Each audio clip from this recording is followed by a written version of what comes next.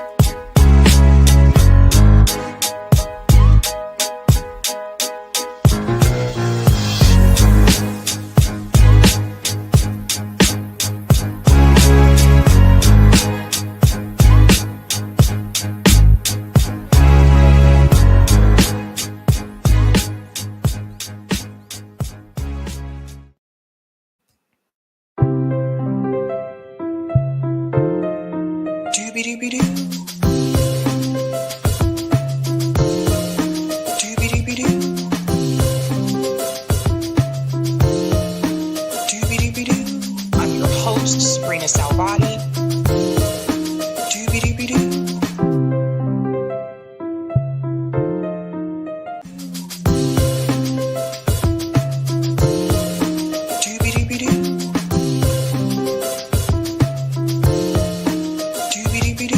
I'm your host, sabrinasalvati. I'm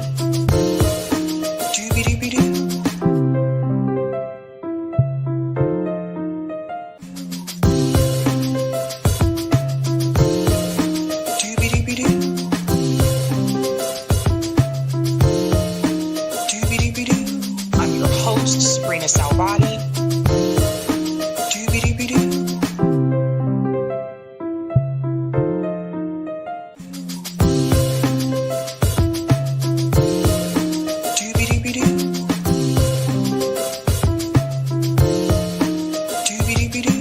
I'm your host, sabrinasalvati.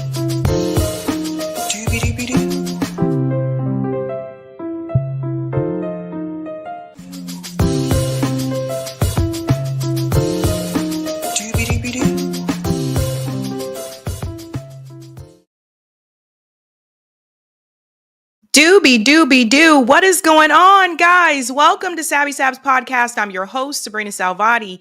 If you're new, I want to let you know that Sabby Sabs podcast is a part of Revolutionary Blackout Network. You can catch me there on Thursdays for the Sabby and JB show, and you can catch me here on Tuesday, Thursday, and Sunday. What is going on, guys? Shout out to everyone watching on YouTube, Rockfin, Twitter, and Rumble, and welcome back. And happy Thursday. Happy Thursday. We have two special guests joining us tonight. Scott Ritter and Garland Nixon will be here at 8:30 p.m.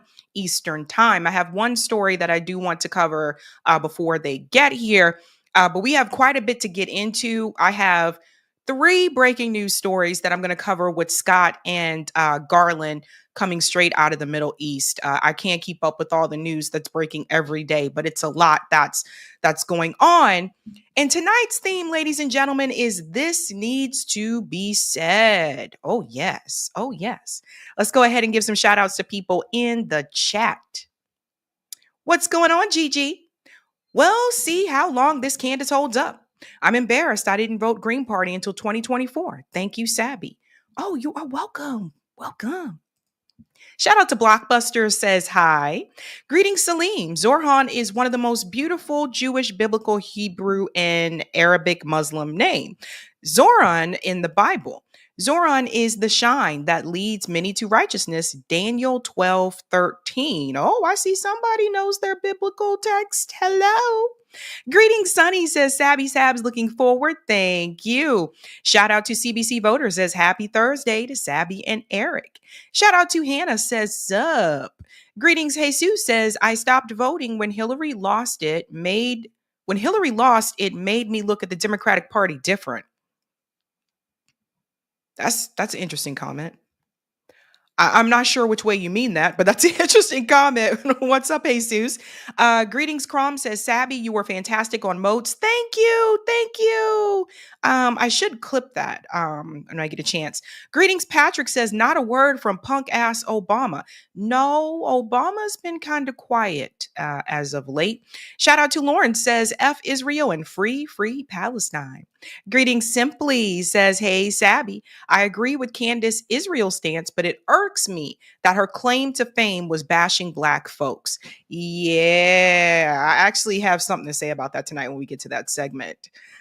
Greetings, James says, good evening, all true believes. Shout out to Vilma. Congrats, NYC. You've done a great job for humanity and against genocide in Gaza. We are with you, and we voted for your new mayor in absentia. Free Palestine and save Gaza. Greetings as I lay dying. Garland and Scott are great together. Brothers from another mother. They are a great duo. Shout out to Kinman says, love Sabby. Greetings, Chuck says, King love king or Queen love queen. Shout out to Mika gives a what's up there to Vilma. Greetings, Black Rhino says, hello, Sabby. Shout out to Rosebud says, OMG, my favorite analyst team. Greetings, all one same says, make it a great day, everyone. And I wish I could give shout outs to more, but I do want to make sure I cover this story before Scott and Garland join. The theme tonight, again, ladies and gentlemen, is this needs to be said. Let's go ahead and show you what we are discussing tonight. Got a pretty big show for you. We will do call in after the show, ladies and gentlemen, so stay tuned for that. Tonight, we are discussing Scott Ritter, of course, and Garland Nixon are going to be here. We're going to discuss those breaking news stories today from the Middle East. We're also going to discuss, oh boy, Candace Owens is receiving backlash. Why is she receiving backlash? We'll get into all of that, even though she's correct with what she's saying. But it appears that now some conservatives are turning against Candace Owens.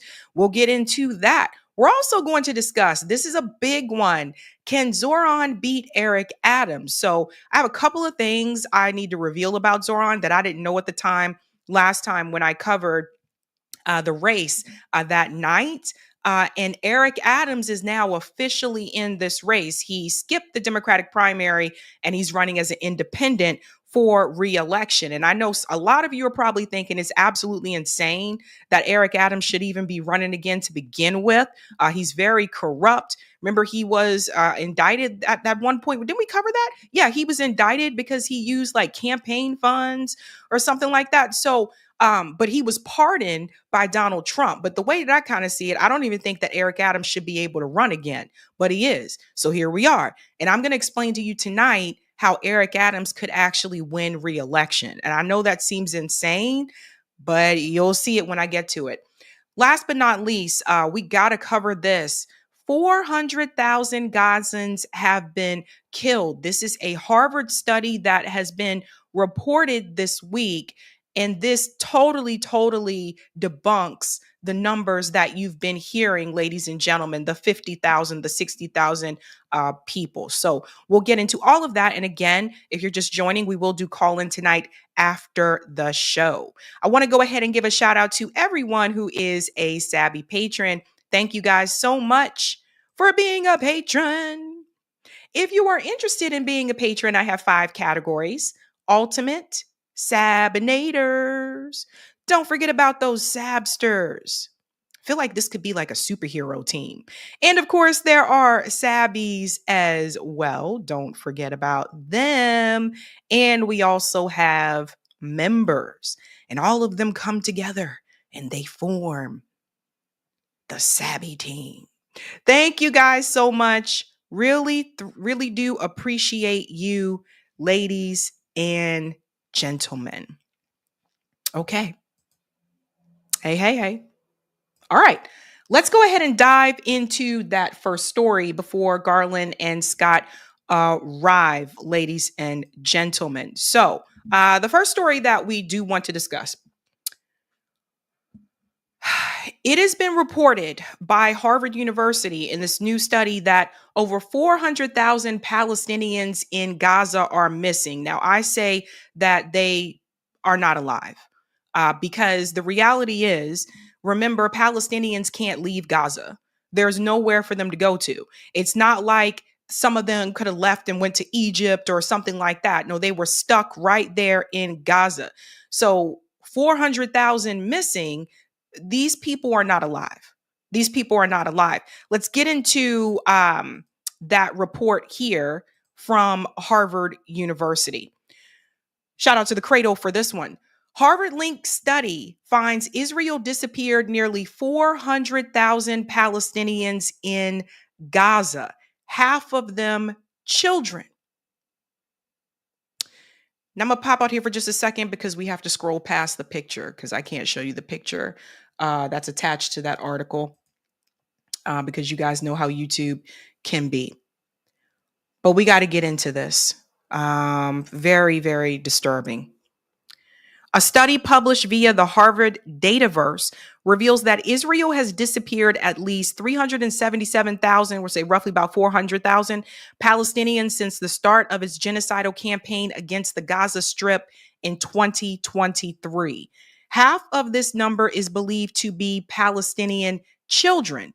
The report was written by Israeli professor Yaakov Garb, who used data-driven analysis and spatial mapping to show how the Israeli army siege of Gaza and indiscriminate attacks on civilians in the enclave have led to a serious drop in its population. Now, this goes back to the information that was provided by Ralph Nader last year. Ralph Nader did the math, and Ralph Nader basically added the number of bombs that were dropped and the density of Gaza. And he was warning people even last year, listen, this number is well over 300,000 people. But yet the number that is being reported at that time was like 40,000. Then it moved up to like 50,000. And there are many of us in independent media that continue to tell you that once all the people or all the bodies that have been discovered under the rubble, that number is going to continue to increase. So if I were to estimate, I'm going to estimate it's probably over 500,000 people. Another way that we can kind of guess that number is the statements that came from Donald Trump's mouth himself. I mean, he kind of let the cat out the bag in a number of interviews. When he listed the number of people, he said the number of people that were left in Gaza. So if you just did the math, that tells you, okay, it's over 500,000 people that have been killed. Now, Donald Trump said that number. Just keep that in mind. Let's go on again a little bit more here about this study. It goes on to say that the 377,000 Palestinians who are unaccounted for due to Israel's genocide are approximately 17% of the Gaza Strip's entire population, which now stands at about 1.85 million. Now, this is important. Prior to the war in Gaza, the Strip's population was estimated to be 2.227 million. So that's something I think Trump actually told the truth about. So that's the number that people should be reporting. And that's the number that politicians should cite. And I'm still hearing people say 50,000 people. Some are saying 60,000. But they're underestimating the number of people. And there's a reason for that, right? Some people, I believe, are doing this because if they give you the number that I just gave you, then they have to admit, wow, yeah, Israel is committing a genocide. And especially some of these politicians, they don't want to do that. They don't want to do that, even though you can see the evidence is there. While some are displaced or missing, a significant number are believed to have been killed by Israeli forces. The professor notes that the official death toll of 61,000 is clearly an underestimate, as victims who remain trapped under the rubble are not included. Now, again, this is what we were telling everybody last year. We've been saying this for so long, and it's sad that it took Harvard to produce a report for people to finally believe these numbers, right? Garb also condemned in the report the Gaza Humanitarian Foundation, GHF, a controversial U.S. Israeli aid distribution mechanism launched last month. He goes on to say, these aid components seem to reflect a logic of control, not assistance, and it would be a misnomer to call them humanitarian aid distribution hubs. They do not adhere to humanitarian principles, and much of their design and operation is guided by other objectives, which undermine their declared purpose. The UN has accused GHF of being designed to further the force of displacement.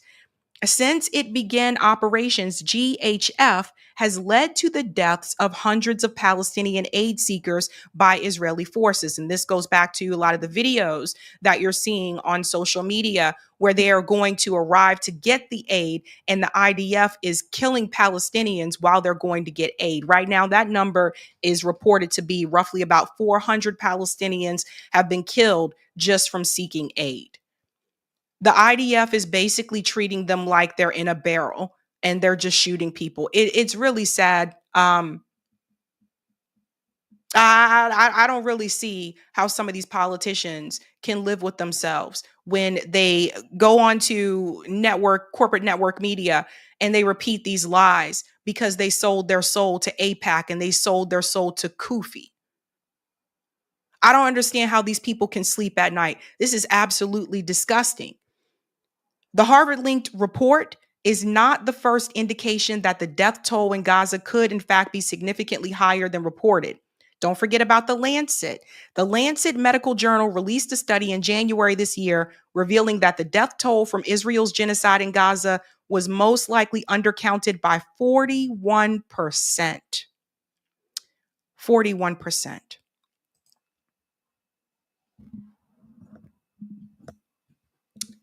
Then we can talk about the children. Let's talk about the 17,000. They're saying 17,000 children that they can confirm have been killed. And I don't understand how anyone who has children can just look away and just say they don't matter because they're Palestinian. Gaza is becoming a graveyard for children. This is coming from the UN Secretary General. His statement was harshly criticized by Israel and dismissed as exaggerated by much of the Israeli public and the media. In the 21 months since, the number of casualties in Gaza has largely remained on the margins of Israeli media coverage, including children killed in the war. According to Hamas-run Gaza Health Ministry, 17,121 children were killed in Gaza from the start of the war through June 15th. Of these, 937 were infants under the age of 1. Another 4,517 were between the ages of 1 and 5. 6,325 were aged 6 to 12, and the rest, 5,342 were minors aged between 13 and 17. Just a reminder, some of the people, remember the twin babies who were killed right after they were born. You can see more. Don't forget about this young gentleman here, Omni. He was the one that wanted to get to a million YouTube followers. These are just some of them. Yusuf was killed while watching cartoons with his brother. Don't forget about Yaqueen, the girl who never gave up on the joy of life, 11 years old. We all remember Hin Rajab, age 6. She begged for help for more than 3 hours. Don't look away. Don't look away. And especially to all the Christians. Because what they don't like to tell you, if you talk about the Bible, and I said this before, I told you guys, I grew up in the church. So if you talk about the Bible, Jesus loved the children. The Bible tells you this. And to see people sit up there and to make excuses for all of these kids who have been killed And then the nerve of them to use the Bible for the reasoning, it is absolutely disgusting, and you need to get your head checked. So don't look away. These are the children. Sajah Amar, they were killed with 4 of their siblings. Little kids and stuff, man. Maria joined her mother and her brothers. She was killed in an airstrike in 2021.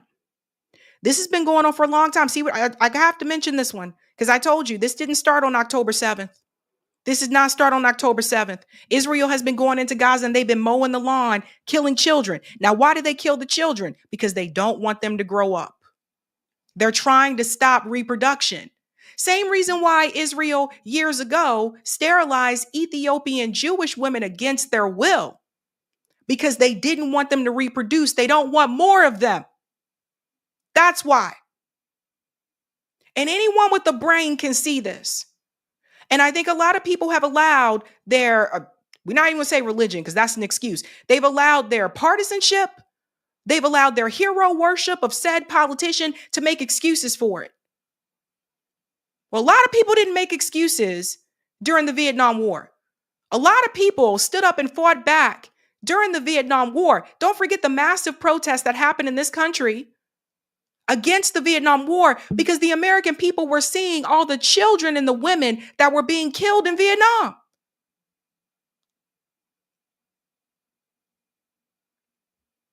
We can't forget that. We can't forget that. The children, again, Sham was killed alongside her big brother.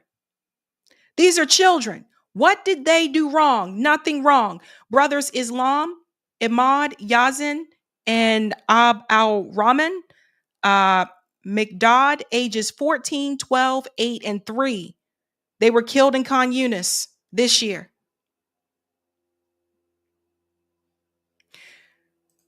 These are kids.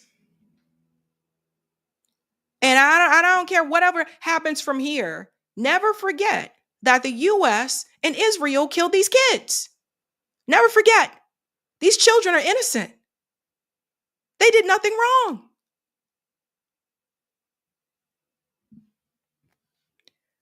People will remember. Now, I tell you again, that number, 400,000. So why are people still saying the old number? Not just people, politicians on both sides, politicians that are Republican and politicians that are Democrat. This was Bernie Sanders just recently on Joe Rogan. Was attacked by Hamas. And Hamas is a terrible terrorist organization. They killed 1,200 people, which in a small country like Israel is a lot of people. Terrible, terrible attack. It's a war crime. Israel had a right, in my view, to defend itself. But the Netanyahu government... Stop. What Bernie Sanders does not tell you, and this is what I mean by control opposition, what he does not tell you is that under international law, people who are occupied have a right to resist with arms. Why doesn't Bernie say that? Why doesn't Bernie Sanders tell that to Joe Rogan or anybody else when he brings up this issue? Let's go on. Government did not have a right to kill 52,000 people in Gaza, wound over well over 100,000. And right now, as we speak, Joe, children are starving to death because of Israel's blockades. Yeah. Starving to death. And I brought forth 2 resolutions. Let's go back. To kill. Israel had a right, in my view, to defend itself. But the Netanyahu government did not have a right to kill 52,000 people in Gaza. 52,000 people. Why is Bernie Sanders still giving you old numbers?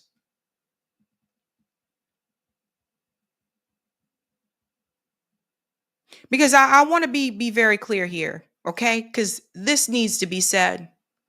Because on this show, no politician is above criticism. None. I'm not friends with any of these people. The reason why he is keeping that number at 52,000 people is because if he gives the number that I just gave you, that means he has to admit that Israel is committing a genocide. Till this day, Bernie Sanders still will not say that Israel is committing a genocide. He says they're not. That's including most recent interview. He's not alone. Of course, you got Republican politicians saying this too, but the thing is, Bernie Sanders is supposed to be different.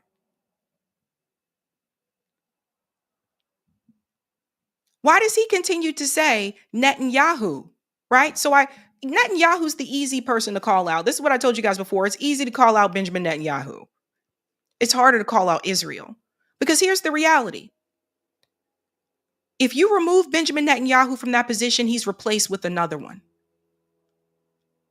The problem is not just Benjamin Netanyahu. The problem is Israel.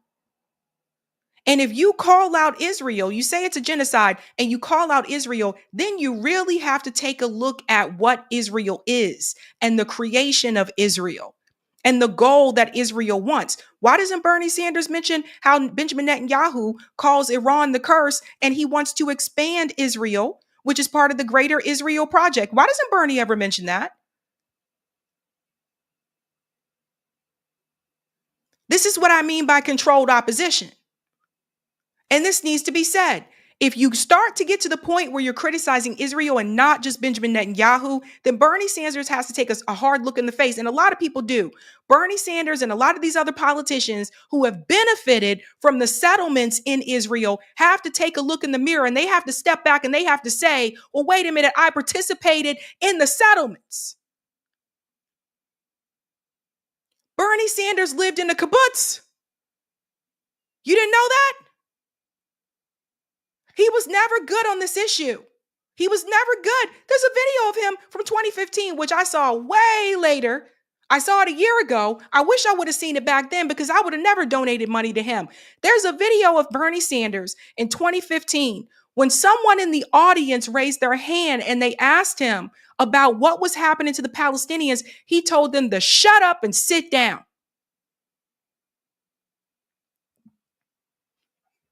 Now, for those who still support the strategy of Bernie Sanders and pushing through the Democratic Party, you got to hold all these people accountable. Accountable. Now, he can't change what happened in the past. But Bernie Sanders sat up there and he marched with civil rights leaders, so he knows what an oppressed group looks like. He knows about Jim Crow laws. He knows that what is happening to the Palestinian people in Gaza is wrong. He knows that they are occupied. He knows that they are oppressed. So why is he trying to pretend like this is just a Netanyahu issue?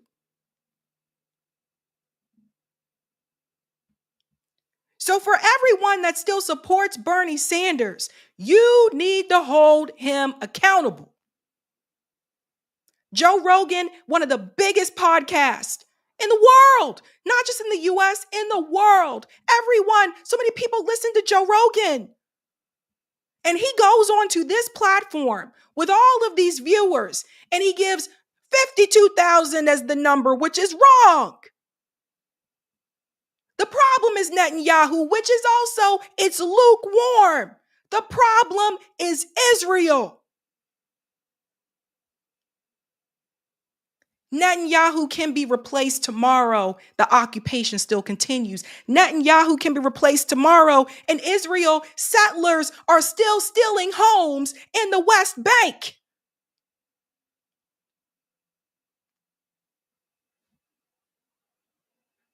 It's a problem.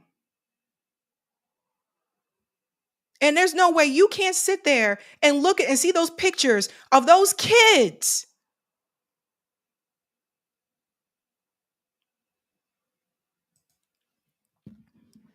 Now, I once supported Bernie Sanders too. But I also was brave enough and able enough to call him out when he was wrong. And what you have now are a lot of people who have basically latched themselves onto politicians so much to the point where they see him as a hero, where they can't even critique them. When you're wrong, you're wrong.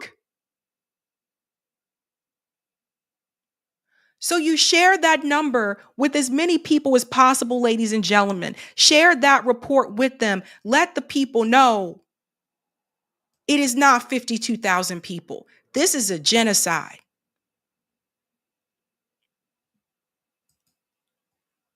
All right. Let's get to some of the comments here, and then I'll go ahead and I'll bring in Garland and Scott. I'll bring you in just a second, Garland. Thank you, Daniel. Could you ask Scott about damage done to Israel? I can actually. Let me leave that one there so I don't forget. Thank you, Flower Bro. Nazi Europe minorities were rounded up in plain sight. Popular opinion was it was a necessary evil. Crazy, huh? Thank you, Michael. Sabby, help trying to connect regarding serious questions about cop response to the murder of Melissa Hortman, her husband, and others shot. Can you send me an email? I'm not sure about that.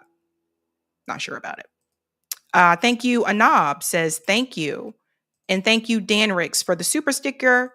And thank you, Jay Tolbert. We should never forget the kids killed in Gaza, but we also should never forget how they were horribly mocked outside the Democratic Convention when their names were called out. It's an evil party. Yeah, I remember that. That was brutal. Very brutal. Okay, give me a second. Let me check on Scott real quick. I think, well, Garland's here.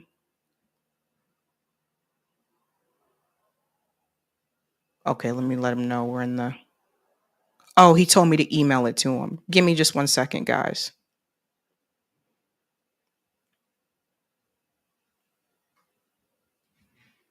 I'm going to send him the link. Hey, Garland, what's going on? I got to send the link to Scott. He asked me to send it via email. Sorry. No problem. All right. Let me just send this to him.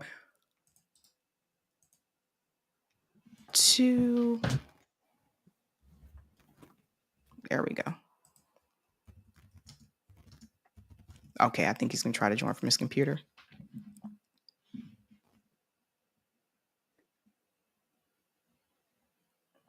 Okay.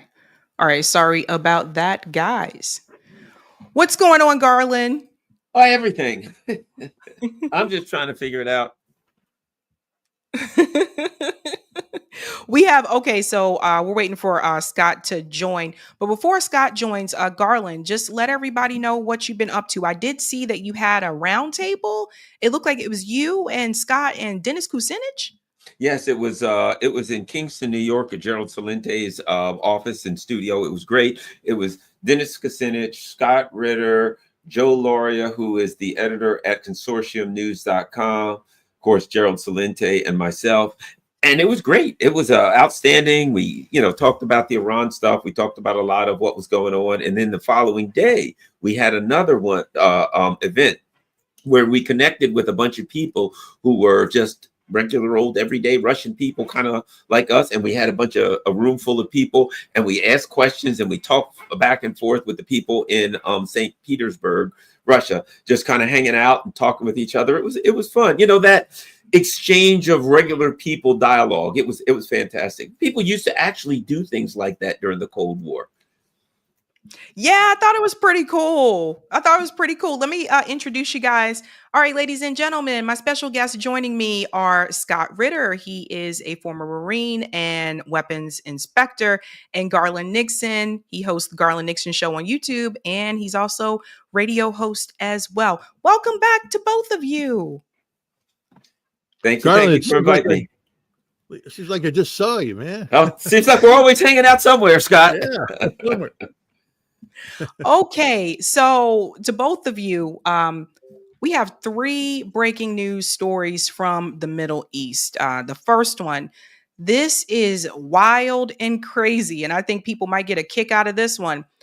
Breaking today, details emerge of a secret diplomatic effort to restart Iran talks. So wait till you guys get a load of this one. The Trump administration has discussed possibly helping Iran access as much as $30 billion to build a civilian energy producing nuclear program, easing sanctions and freeing up billions of dollars in restricted Iranian funds. Gentlemen, what are your what are your thoughts? I'll start with you, Garland, then we'll go to Scott. Crazy Yeah. times. Yeah. Okay. There's two sides of me. The first side says, well, that's good. That's smart. That would be wise for the United States to do something like that. Here's the second part. If I'm an Iranian, fool me once, shame on you. Fool me twice, shame on me.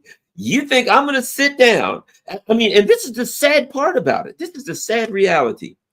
Me, you, or Scott right now, and somebody says, oh yeah, come over to my house and have dinner, and you find out, you wake up 2 weeks later in the hospital and you find out they poisoned you. Are you going back to that person's house for dinner? Never. So if I'm Iran, I'm like, guys, that sounds great, but I don't trust you as far as I can throw this home I'm sitting in. So great offer, have a nice day, don't come anywhere near me. That would be, I'm sorry, that's just the way I'd be thinking if I were them. Scott, I thought the U.S. didn't want Iran to have a nuclear program. I'm really confused. You too? This isn't the U.S. talking, first of all. You need to understand that. This is a transactional president talking, who is, first of all, let me just say, as an outsider with no vested interest in, Iran's nuclear program, if this brings peace, please.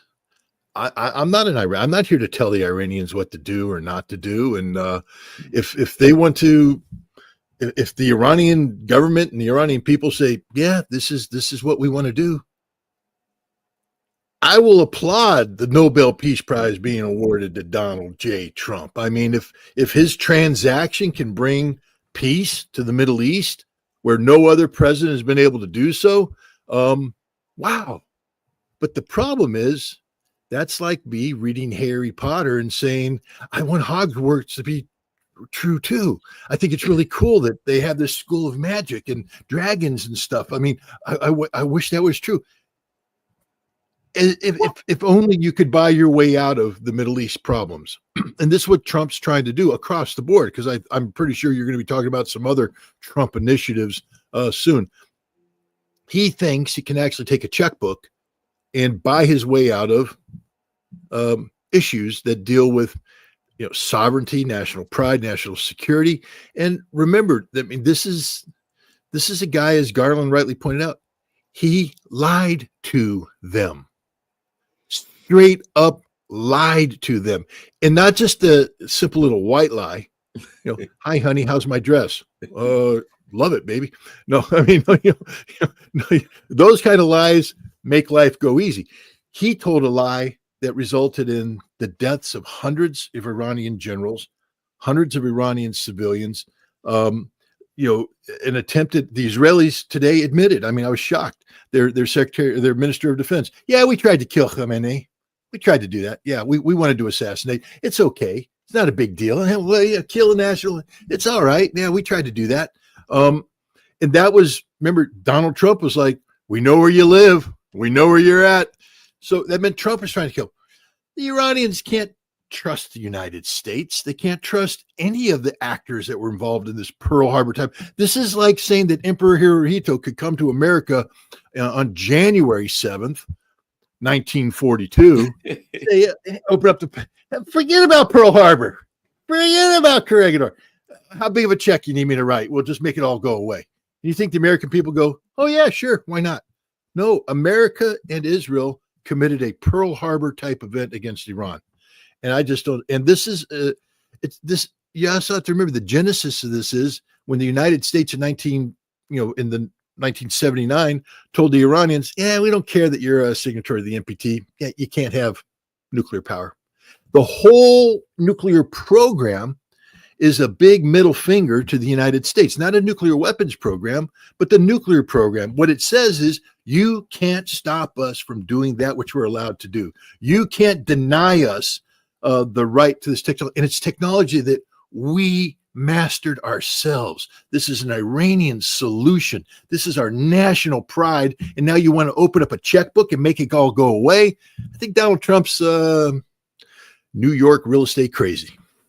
And let me add that if I'll put it to you like this.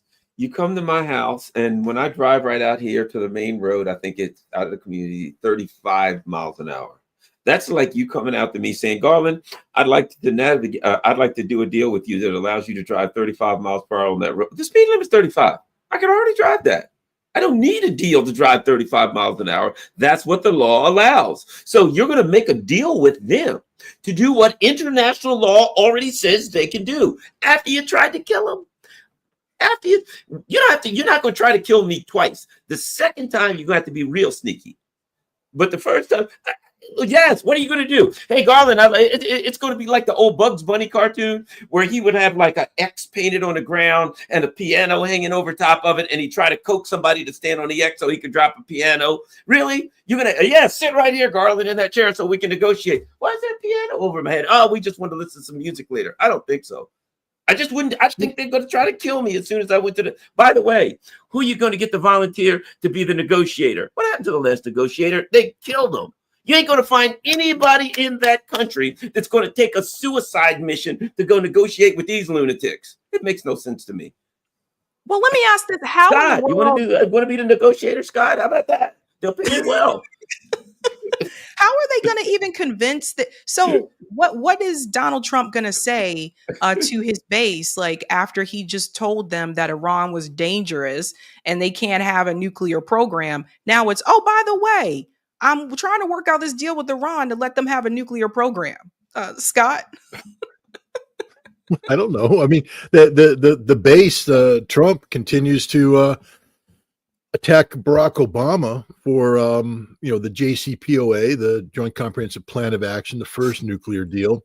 Part and parcel. What I love about the American people, and this is love in quotations because this is like the kind of love that you don't mean, is that we are truly some of the dumbest people on the planet about the world we live in. Truly. And anybody in the chat room that takes offense to this, look in the mirror and look at stupid staring you back if you believe Barack Obama gave the Iranians billions of dollars of American taxpayer money so they can go build a nuclear program. You guys do know that we stole billions of dollars from the Iranians in 1979, seized their assets illegally, that they had paid us for destroyers. Go look at the USS Kidd, the one that the best destroyer in the United States Navy at the time. You want to know why it was the best destroyer in the United States Navy? Because it was built to Iranian naval standards, not American naval standards. So it was like really good. The Iranians gave us the money for that. But then there was the overthrow of the Shah, and we said, you ain't getting this destroyer, even though they paid for it. You ain't getting these airplanes, even though you paid for it. We stole all their money. And then it sat in a bank, and then we started giving it away to people who filed frivolous lawsuits. And the Iranians said, as part of the deal, you got to give us our money back. Our money, not your money, our money with interest. Because ain't that the rule? You hold on to somebody's money, you put it in the bank, the interest isn't yours, it's theirs. So Obama did that. And the idiots, the stupidity of the right-wing base of America, and frankly speaking, even the left wing, because hardly any Americans got it. Why are you giving them money? It's their money. We stole it. We're giving it back. And so, when you have people that stupid, fundamentally stupid, imagine how you're going to feel now going, well, wait a minute, Trump's now literally opening up an American checkbook. Well, actually, what Trump is saying is that he's going to help them find $30 billion. It's not going to be American money. That maybe the Saudis will pay for it. Maybe somebody else will pay for it. But he'll find that money. I don't see the base doing that. And the other thing we tend to forget is this isn't just about the nuclear. One of the big deals is it's the largest state sponsor of terror in the world. It's not, but we call it that way. We got a whole bunch of Americans running around with prostheses saying, I was in southern Iraq in 2005 when an explosively formed projectile hit my vehicle and blew me up, and I lost my arm because of the Iranians. No, you lost your arm because you were in Iraq after illegally invading and occupying it. And rather than blaming the Iranians, who live right next door, coming in to help the Shia kick the invader out, why don't you turn to your government that sent you there to begin with? You're blaming the wrong people. You know damn well that if an invader came up to your borders, you'd be out there fighting them. You'd be helping them. If the Chinese invaded Mexico and Mexico said, help us, you'd be helping Mexico repel the Chinese invaders. So we invaded and occupied Iraq, and the Iraqis turned to the Iranians and said, help us. And they did, to defeat the invader, which that way you were, but no American wants to admit that. They don't want to pretend they were over there flying Old Glory, bringing democracy to the Iraqi people. There's just a whole bunch of stupidity wrapped up in the United States about Iran. Garland, I heard you talking about the U.S.-Russian summit, where we're trying to overcome Russophobia by having Americans talk with Russians and identify them as real people. Do you know that some of the best people in the world are Iranian? I'm talking about salt of the earth people, cultured, educated. They will take the shirt off, literally take the shirt off their back. They will take the food off their plate. I've been to Iran. I can safely say that 99% of America hasn't. I know these people, not this way I know the Russians, but I'd like to. These are good people. And we sit there and we say the most horrific things about, you know why they shout death to America? Because in 1953, we overthrew the democratically elected government of Iran, Mossadegh, the prime minister, because he refused to say that Iranian oil belongs to the British, and he nationalized it and said, no, it belongs to Iran. And the Brits went, no, no, no. And the CIA went, no, no, no. And they overthrew him, put the Shah in. And then they spent the next 3 decades helping the Shah build a secret police, the Savak, who tortured and murdered and suppressed the Iranian people. And then when they overthrew the Shah and they took the embassy, they got the documents that we shredded and they pieced them all back together again. They've published a great book with all the CIA documents that document how the United States worked with the Shah to murder the Iranian people. And now you know why they shout death to America. But death to America is a slogan. It's a sort of like a patriotic slogan of, we shall overcome kind of slogan. It doesn't mean death to America. If it did, then they wouldn't have treated me the way they treated me when I was walking the streets of Tehran or Kashan or any other cities that I went to. No, they don't hate Americans. They love Americans. And I'll just say this one last thing, too. If there was a natural disaster in Iran today, you could pick any city you want, mudslide, whatever. Unless you have family in Iran, no American's going to pay attention to that. They won't, even if it made, page 14 at the bottom, one line, disaster in Iran, 400 people killed in mudslide. Flip the page. We don't care. When I was there in Iran, I was sitting in a restaurant minding my own damn business. And a family came up to me crying. And they said, we are so sorry. I said, what are you sorry about? Well, apparently there was a flood in Houston and some people got swept away. And they saw it on the news. And they came and they saw that I was an American and said, we're so sorry about what happened in Houston. I went, I don't even know what happened in Houston. They know more about our damn country than we do. And their hearts are so big. So the ignorance of the American people about the Iranians is just manifest. I've been saying, I will continue fighting Russophobia.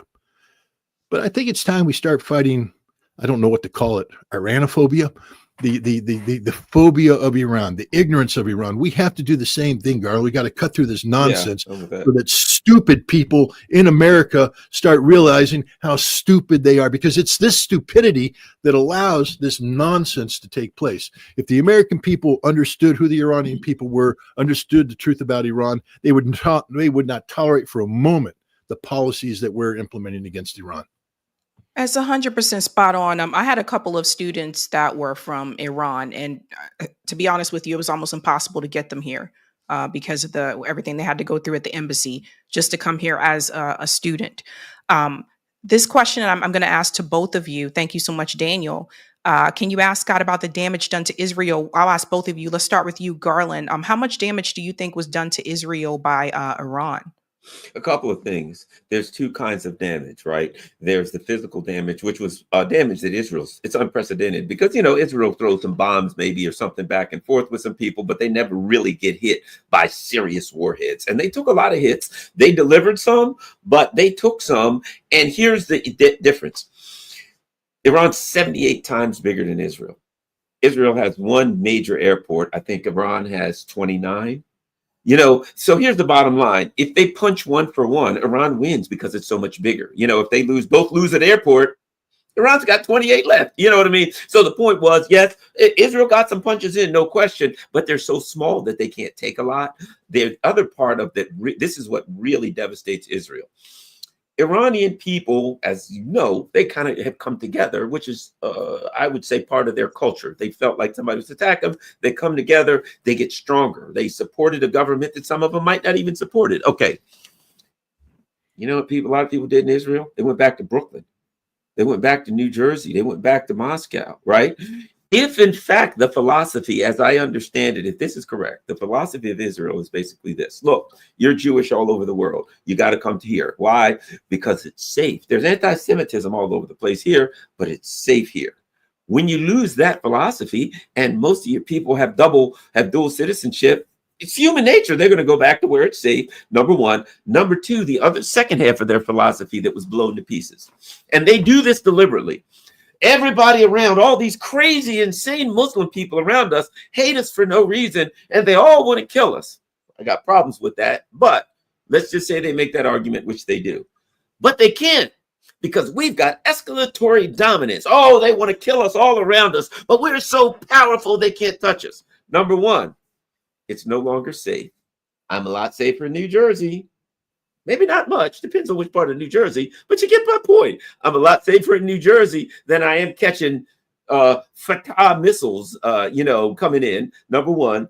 And number two, if you're telling me that everybody around me wants to kill me, but we're so militarily powerful that they can't, and that has a hole poked in it, I think that Israel's in real trouble philosophically because so many of their people have another option. And if you got a wife and two kids in a minivan, you're going to go back to where they ain't going to get a bomb dropped on them, where there's no chance of it. I think Israel's in very serious philosophical trouble as far as how it survives and maintains credibility as, quote, the Jewish state.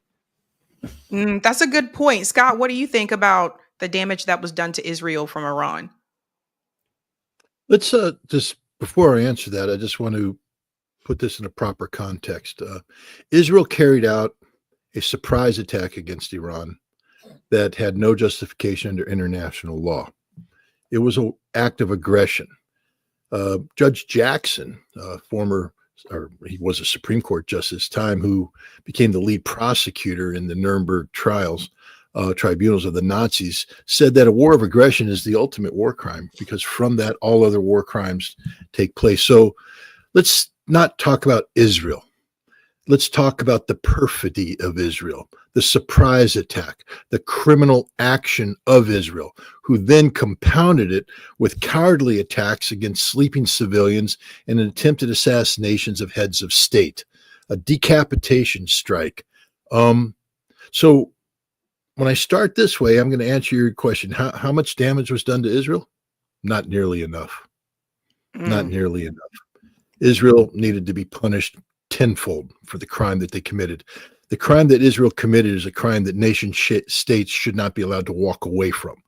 This is a kind of crime that requires the elimination of the government that was behind this perfidy. But the problem is, an American saying that means we have to eliminate my government. And of course, constitutionally, I can't speak of doing that unless we do it through the vote. But, because we were guilty as Israel, we wanted this. Our president bragged about this. He bragged about the complicity that he played in setting up this surprise attack, the perfidy of getting the Iranians to believe that there were negotiations, so they lulled into a false sense of complacency so that this decapitation strike could be. He bragged about knowing where Khamenei is, meaning that he was part and parcel of the assassination attempt. How much damage was done to Israel? Not nearly enough. Israel needed to cry far more than they did, but the damage that was done, which is still classified, by the way, the Israelis won't talk about it. They still lie about the numbers because the truth is to expose the frailty of the system.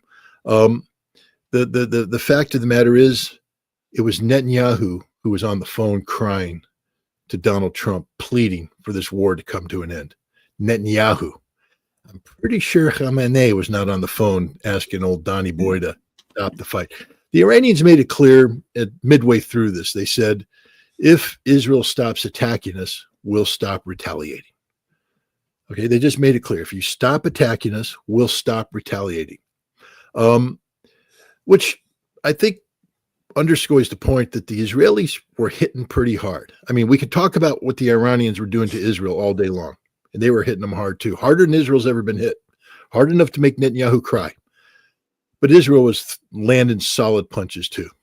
And Iran was hurting. The Israelis, they had a 10-plus year intelligence operation in place, over 1,000 operatives, each of whom had, more than a dozen drones. That's 12,000 drones that are flying around assassinating people that they've been following for 12 years, taking out air defense and other sites.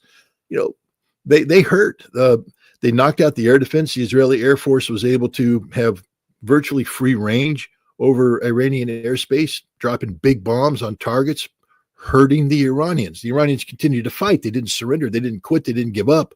But let's not think that the Iranians weren't really, really badly hurt. I mean, they're hurt so badly that their foreign minister has to say on national TV, yeah, they destroyed our nuclear facilities. They hit them hard. So I think the Iranians needed this fight to end too. And they were very happy to have this fight end when it did, because even though you can talk about continuing to fight to break Israel's back and all this kind of stuff, the Iranians were two punch-drunk fighters. Neither one of them wanted to answer the bell. And we're very happy to see the fight get called early. Colonel Douglas McGregor said that it was 1/3 of Israel that was destroyed. That's I don't know. But I'll say this. The problem Israel has is that it's small. So a little bit of damage goes a long way because it's not that big. So they couldn't really take it. And as Scott and I talked about, there's the physical damage, there's the moral issue here, As far as Iran's concerned, any country, and I've learned this, and the more I've learned about geopolitics, like for instance, something would happen and somebody would say, well, why didn't Russia go help Syria more, right? And when you learn geopolitics, here's what you learn. The government of Russia has 150 million people that they're responsible for first. You know what I mean? There's certain responsibilities. Okay, you're the government of Iran. Whether you want to fight Israel, continue it or not, your people are getting killed. Some of your people are getting hurt. The government, because you heard, and this is what I hate, people who are armchair quarterbacks. And I understand, but I saw people like in the chat on my show and different things. No, Iran shouldn't have stopped early. They should have kept fighting. Well, that's easy to say when bombs are dropping on your community and dropping on your nation. So the leaders of Iran had a responsibility to the people of their country who, some of them were being injured and killed, regardless of who was right or wrong, to try to stop violence against their citizens as quickly as possible. And I think they responded as best they could. They got attacked. They fought back valiantly, right? They delivered some punches to the enemy, which people weren't expecting. And then the first opportunity they got, they were able to cease, violence against their people. Here's my opinion. The government of Iran acted responsibly. They defended their country as best they could. They delivered some punches to the enemy. They took some punches and kept on fighting. And then when the opportunity came to provide safety for their people, they took that opportunity, wherein the government of Israel was irresponsible. No matter how much angry I am at the Zionists for all the terrible things they're doing, the government of Israel had a responsibility to keep their people safe. They subjected them to incoming missiles night and day because of some crazy idea that they had that they were going to illegally strike somebody first. The government, for all this, the mullahs are crazy. They're a crazy theocracy. They're nuts. They're insane. They acted responsibly in protecting their country and looking out for the safety of their people. And that's all I can ask. I think they did a good job. I commend them. But they didn't just act responsibly, Garland. They acted in total conformity with international law. Good point. This is a game changer that, I get into this with a lot of people, because I talk about international law all the time and the importance of international law. The same way I talk about the importance of the Constitution. And you have people, the Constitution matters. They make up their own rules and all that. Constitution matters. It's the only thing that matters as Americans, because without it, we aren't a constitutional republic, and we could call ourselves Canadians or Mexicans or something, but we're not Americans. Americans are defined by the Constitution. It's the thing that holds us all together. International law, the United Nations Charter, is important. Well, the United States doesn't obey it. It doesn't matter why have a law if you can't enforce it? Because it separates the good people from the bad people. And over time, that matters. For all the people out there who are like, if I said the American hegemon is in decline, yeah. Multilateralism is on the rise. Yeah. Do you know what that means, guys? No. What it means is the Americans who believe in the rules-based international order, they're losing. The rules-based international order was sort of, guys, what you're saying. Just make it up as we go along. International law doesn't matter. The multipolar guys, they believe in the law-based international order. That's the United Nations Charter, the rule of law. They're winning. Why? Because over time, good triumphs over evil. International law matters. You have to have a framework around which we define society. Now, there could be elements in that framework that are behaving poorly. America, Israel, they will get segregated out over time. Iran behaved perfectly in accordance with international law. They did everything right. They condemned the action. They went to the United Nations, said this is a clear violation of Article 2, Paragraph 4. They said under Article 51, we're declaring a right of self-defense. And everything they did was in self-defense. Never once did they irresponsibly expand the conflict. Everything was done right, to include the fact that once the imminent nature of the threat is removed, they stop fighting, which means they set the standard. Stop attacking us, we'll stop retaliating, which is what international law requires. People reread the Charter of the United Nations. Why would we do that? Because you're Americans? Because the Constitution, the Supremacy Clause, states clearly that when the President of the United States signs a treaty that's been ratified by majority of the United States Senate, it becomes the supreme law of the land. That's what the Supremacy Clause of the Constitution. We voted for the United States Charter, signed it. That means that we're bound to that charter. It is an extension of our law. And it says that you can't go around invading and bombing countries. But we do it all the time, yes. But you know who doesn't? Iran. They're the good guys here. And this is bringing Iran into the fold of the good guys, the multipolar people, the Chinese, the Russians, the Indians, BRICS. International law matters. And Iran is the victor in this conflict because it did the right thing throughout. You know who didn't do the right thing? America, Israel, Europe. But Iran did. Really interesting. There's breaking news here from Iran. I don't know if everybody has seen this, but Iran has stated that they have intel that Israel planned a false flag operation in the United States. I want to go ahead and first bring in this clip here from this gentleman. He said an Israeli settler suggested a terror attack in Washington because Trump stopped the war with Iran. Check this out. Israelis believe that they were humiliated against Iran. And here's a proof. An Israeli settler who's famous on Twitter has suggested an attack in Washington because Trump stopped the war with Iran. And the tweet have gone viral. And he have said exactly this on Twitter. A single symbolic bombing in Washington. The bombing in Washington will remind Trump that he is not completely capable and will restore our national dignity. Although he managed to delete that tweet and make it his account private, it went viral and reached millions of views around the world within hours. And this is something we need to shed light on to show the real true colors. These people are sick in the mind. They were willing to give their best allies, which is the United States, just to keep their dignity, it's under the ground. It's been like this under the ground. 1 second. Okay, so and then if you see here, this was reported earlier today. Exclusive Israel planned false flag operation on U.S. soil.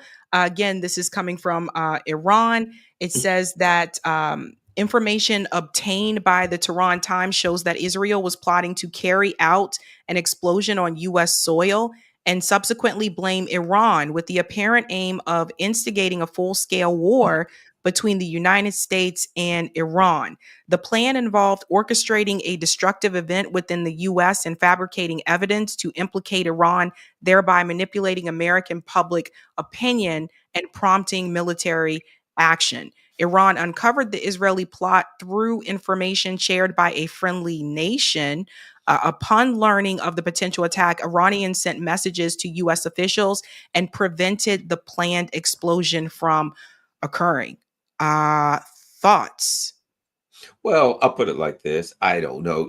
Things like that, slip around. And of course, somebody in Iran could very well have just said, hey, let's say that. It could be true. It wouldn't shock me. Probably wouldn't be the first time a lot of people may believe. But, here's the truth about it, in my opinion. Israel is not an ally to the United States. Israel is not a friend to the United States. Israel doesn't bring anything good to the table. You know what I mean? I mean, if they were like somebody and somebody was dating Israel, I'd say cut them loose. They're dragging you down, dude. Cut her loose. She is dragging your life down to hell. They're I don't consider them an ally. What would it shock me? They're taking our money. They're disrespecting us. They're destroying an already, a sullied reputation. They've dragged it into the sewer. So would it shock me with Netanyahu? And I think they're literally like locking people in a little teeny city, denying them food and water, and throwing ordnance on them night and day. So anything that you tell me the Israelis do, there's nothing they could do that I would be shocked based on the things that they're doing. But I mean, that's a discussion. I'm not going to say that there's evidence that it happened. I'm just going to say they are so bad and they are so horrific as allies that we just need to cut them loose, period. Everybody needs to cut them loose. Scott, your thoughts on this? Because I know last time you were on the show, this is something I was concerned about, that, there could be a false flag attempt if we don't get in line to help them with this greater Israel project.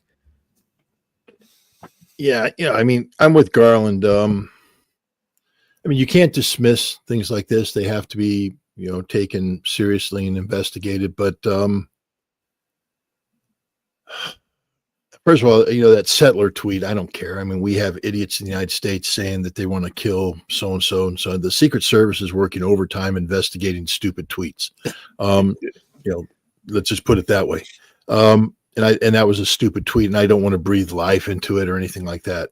The source was the Tehran Times, which means it didn't come from the Iranian government. So there's plausible deniability there. This is taking place in a time of where propaganda. I mean, both sides are just throwing propaganda out there. So I think we need to keep that in mind, that this just could have been one of those things designed to create uncertainty inside the United States at a time when the United States was carrying out bombing actions against Iran. I'm not worried about it. I mean, I'm not dismissing your concerns, Sabby. I just don't think this report, as it's presented, has teeth enough for me to go, oh, let's do. But on the other hand, I'm with Garland. Let's just lay it out. The Israelis have been conspiring against the United States from day one. We are not their friends. We're their number one intelligence target. Ask the CIA, ask the FBI. Their counterintelligence will tell you the people that carry out more espionage against the United States is Israel. Jonathan Pollard wasn't an exception. He was the rule. He just got caught. And Americans don't understand the damage he did. He stole the crown jewels.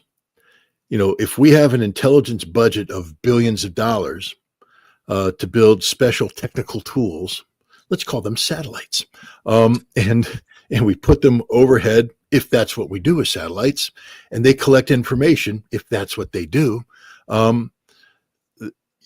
that it's very. I'll give you an example from the media. Osama bin Laden, before 9/11, was apparently speaking on a satellite phone. And we had identified that phone. and the specific number. We built a satellite for that phone so that we could monitor that phone and track that man so we could kill that man. We built a satellite. It cost us a lot of money. And we put the satellite up into space. And when the satellite was launched, there was a magazine called Aviation, Space, and Weak Technology. Aviation, Space, and Aviation, Weak and Space Technology, something like that. But they wrote an article that said, and rumor has it that this satellite is to track the satellite phone of Osama bin Laden. The day that article came out, that satellite phone went dead. It never came back up. And we have a purpose-built satellite orbiting the Earth doing nothing. Nothing. So, you know, that's what a crown jewel is. Pollard gave away the entire book, everything, every satellite, every system, everything we did in the world, everything we did in the world. At great cost. I'm here to tell you I've done operations where guys have spent a year and a half picking apart the frequencies of, you know, the frequency bands and what each frequency does in the city. And if they got caught, they get killed. That's the kind of stuff. Lots of money, lots of, you know, guys risking their lives, guys and gals. The crown jewels. Pollard gave it to the Israelis. And you know what the Israelis did? Our best friends, they sold it to the Soviets to release immigrants to come to Israel. Is that what your best friend does? Gives away the crown jewel, strips it bare. Our intelligence service went blind in the middle of the 1980s because of Jonathan Pollard. He was run by an officer working out of the Israeli embassy in Washington, D.C. The Israeli government was working with AIPAC. I remember when I was doing the thing with Israel when I was a UN weapons inspector, the guy, I met with several people, but near the end, the guy who was my main point of contact at the Israeli consulate, you know, okay, cool. He pops up later because he's the agent runner for two AIPAC people that the FBI, do you remember that guy named Franklin and Rubin, I believe? Yep. Franklin was taking documents out of the Pentagon. Rubin was giving them, turning them over. Espionage. And this guy was running them. He was their agent runner. Our best friends, the Israelis. No, they're our worst enemies. They spy on us. That's it. And so having said that, they're capable of doing anything because they don't like us. We're their enemy. We're not their ally. They're using us. And so while I tend to be dismissive of that report, I'm not dismissive of the notion that Israel is one of the greatest threats to the United States in existence today.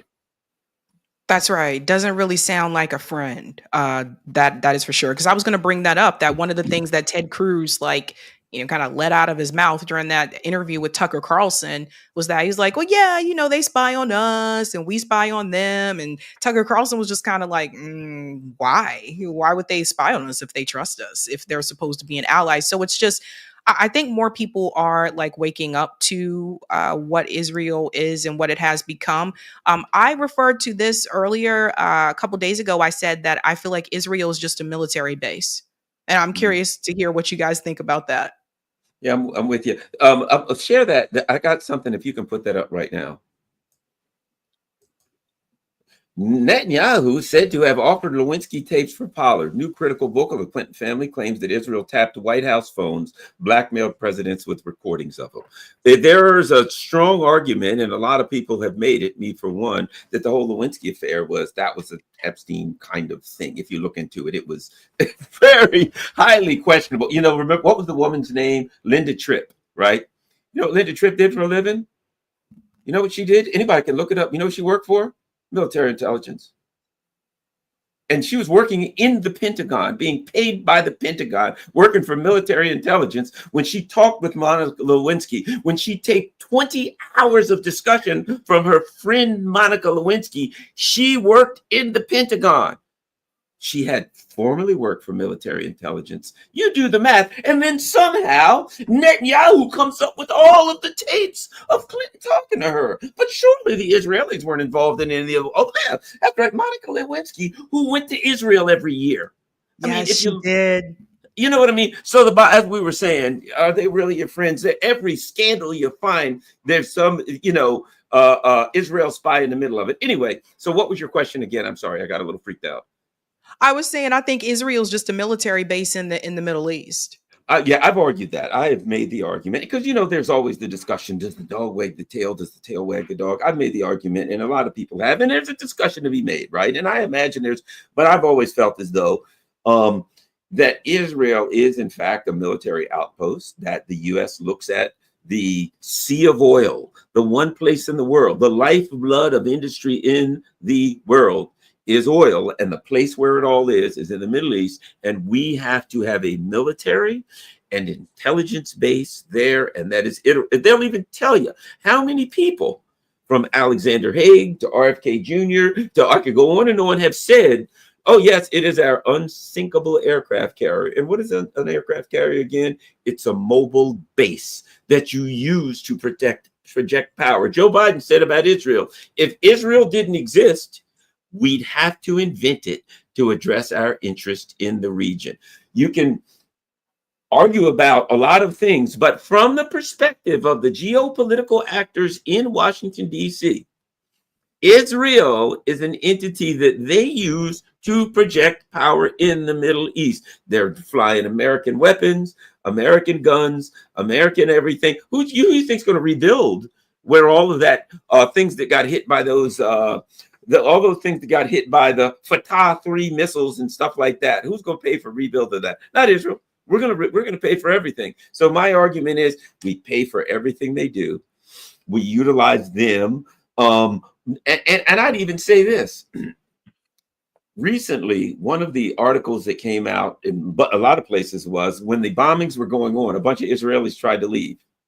And the government of Israel said, we're not going to allow any of our Israelis to leave anymore. And I thought to myself, fighting to the last Ukrainian, I guess you just have to change that to Israeli, won't you? So they wouldn't even let them leave. They let them there as cannon fodder. So they could say, yeah, a whole lot of innocent civilians got killed. I guess we got to jump in. They were cannon fodder even then. So I think there is a weird relationship where Israel is given a lot of privilege, but by the same token, Israel is also used to some extent for nefarious purposes. So it's a chicken and egg argument in some ways. Yeah, I think you have a point there. I want to pivot to Gaza really quick because we do have breaking news about Gaza as well. This is interesting. It was announced that Trump and Netanyahu's two-state vision, Gaza's war ends, Abraham Accords expansion. And I just want to go right to this part right here where they kind of break it down, what this would entail. So they are calling this the Gaza peace plan, but everybody pay close attention to these principles here. They reached consensus on these fundamental principles in general terms. They plan rapid implementation, beginning with Gaza warfare termination. Now, a lot of people just saw that part, but they didn't read these steps. So 1, Gaza hostilities will conclude within 2 weeks. Ending conditions will encompass 4 Arab nations, including Egypt, the UAE, to administer the Gaza Strip, replacing the murderous Hamas terrorist organization. The remaining Hamas leadership will face exile to other countries while the hostages gain freedom. 2, multiple nations globally will accept numerous Gaza inhabitants seeking immigration. Now, I'll get back to that in a second. 3, Abraham Accords expansion will bring Syria, Saudi Arabia, and additional Arab and Muslim countries to recognize Israel and establish official relationships. 4, Israel will declare its willingness for a future Palestinian conflict resolution under the two states concept, contingent upon Palestinian Authority reforms. And 5, the U.S. will acknowledge limited Israeli sovereignty implementation in Judah and Samaria. I just pivot back to number 2. I think people need to pay attention to what this says here, that multiple nations globally will accept numerous Gaza inhabitants seeking immigration. So the Palestinian people have said over and over again that Gaza is their home and they don't want to leave their home. So they're making this kind of sound like this would be a volunteer thing if you volunteer to leave. I don't think there's a such thing as voluntary displacement. I think what's going to happen to me, this sounds like ethnic cleansing. I don't think they're going to get to choose whether or not they want to go. I think they're going to be sent to different countries. So I'm curious to get your perspective about this Gaza peace plan. I think we'll go to Scott first. First of all the components are known to us. None of this is new. If you remember when Trump first talked about depopulating Gaza and turning into a giant Vegas-style beachfront casino property, suddenly there is an emergency meeting in Cairo, and Egypt and the United Arab Emirates and other countries came forward and said, we have an alternative. And you remember Rubio saying, what Trump was putting on was just an offer, or a proposal. Now there's a counter proposal, and now we begin to talk. Well, this incorporates the counter proposal, whereas they're going to turn control of the Gaza Strip over to this consortium of Arab nations. The voluntary displacement is just a reflection of, American-driven reality, which is if you're going to try and rebuild the devastation of Gaza,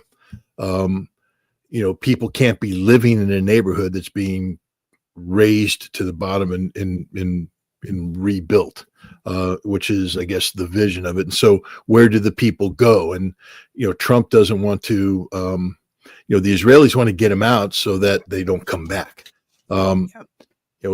Trump is trying to disguise this as humanitarian. Oh, well, we rebuild their land. We need to replace. The bottom line is just build a big damn refugee camp. These people are used to living in refugee camps. If they know that freedom's down the road, they'll live in refugee camps for 5 more years if they have to. If the knowledge is that they'll get back to a rebuilt nation. But that one, I think, is going to be negotiable. That's just Trump's, that's him holding on to the final vestiges of his initial proposal, and also the Israeli requirement of depopulation. But it looks like they're moving to make Gaza part of an independent Palestine. And as such, the people of Palestine will, I believe, through compromise, be allowed to stay there. But that's part of the negotiation. The rest of it, look what they're asking. They're asking the Palestinians basically to give up the West Bank for large swaths of the West Bank. Reform of the Palestinian Authority just means that they need somebody like Abbas who's less corrupt but more pro-Israel. It's a total capitulation on the part of Palestine. And I'm just like what I said earlier about the Iranians. It's not my place to tell the Palestinians what is acceptable to them or what isn't. But we have to respect that they have a right to say no if they don't like any of this. And I have yet to meet a Palestinian who would think anything about this deal other than getting Israel out of Gaza was good. But again, we come back to what I said about the president in Iran. This is a checkbook operation. This is Donald Trump's way, bringing in, opening up his checkbook. What do I have to write? What number do I have to put down on here to make all these problems that have haunted the region for decades go away, as if it was always only about money? Trump world right there. Apparently he thinks it's only about money. What's his solution to Ukraine? Big land deal, that mineral deal, money. We're going to make money and everything's going to be great. No, Mr. President, it's a little bit more complicated than that. And Gaza, I think, is a hell of a lot more complicated, stupid extension of the Abrams Accord. There's another side of it too, and it's like the France, Germany, the U.S., and whoever, von der Leyen, whoever will get together, and they'll negotiate a plan for the end of Ukraine. Oh yeah, well, all you got to do is this. Now let's take it to the Russians, and the Russians are like, you ain't negotiating a plan if we ain't in a room, right?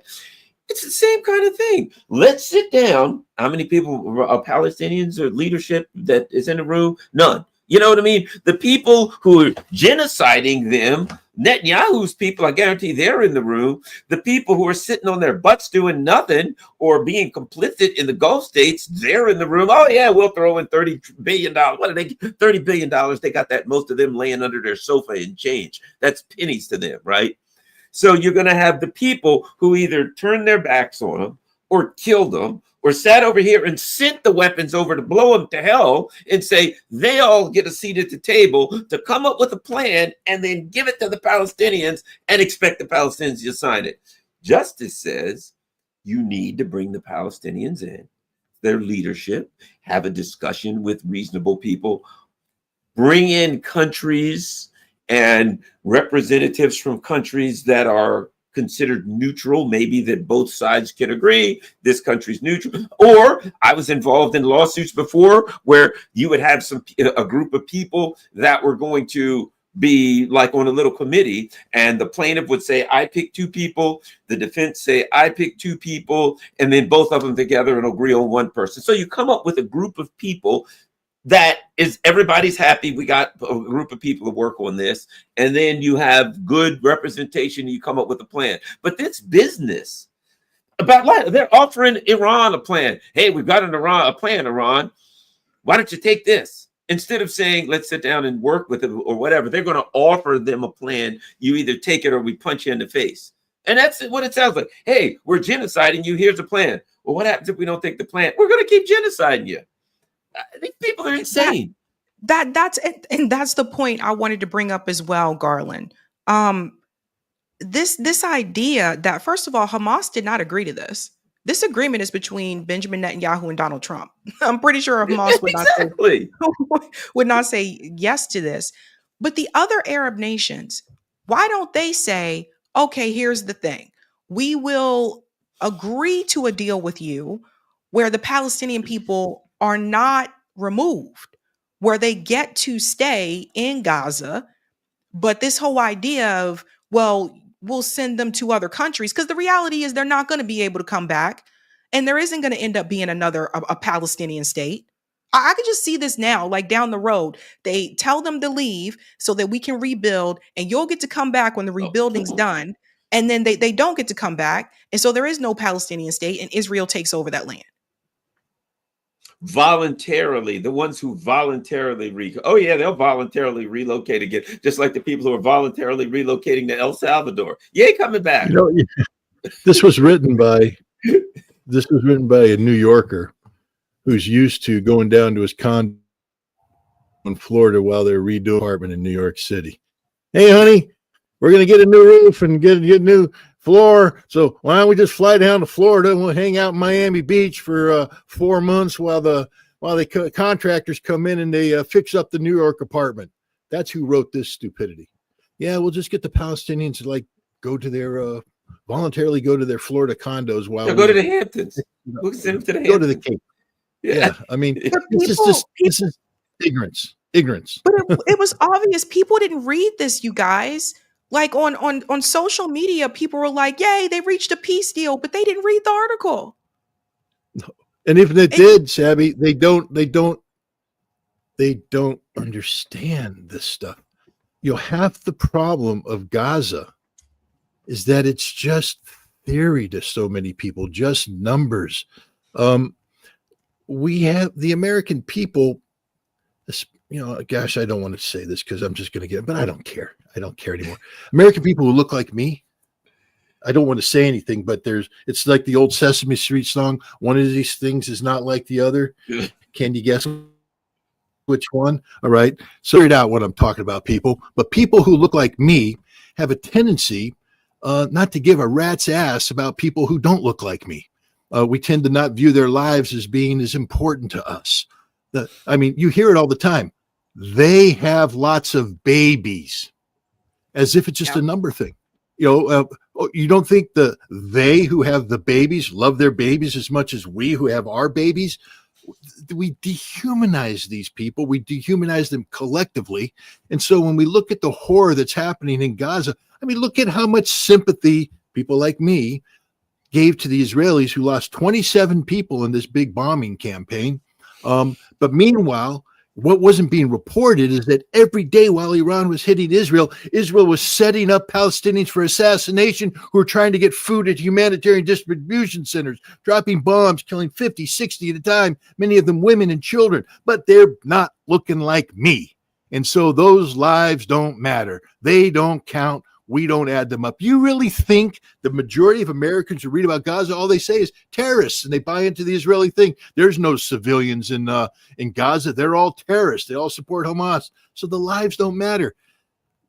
This is why I get so angry, and this is why I have to stop coming on shows like this, because I just get furious at my fellow citizens. Where is your frickin' humanity? Where is your frickin' humanity? Where is your common sense? Where are the things, the norms and values we are supposed to collectively stand for? Because at the moment you tolerate anything that's happening in Gaza, and you say, well, that's justifiable. You're the problem, not the solution.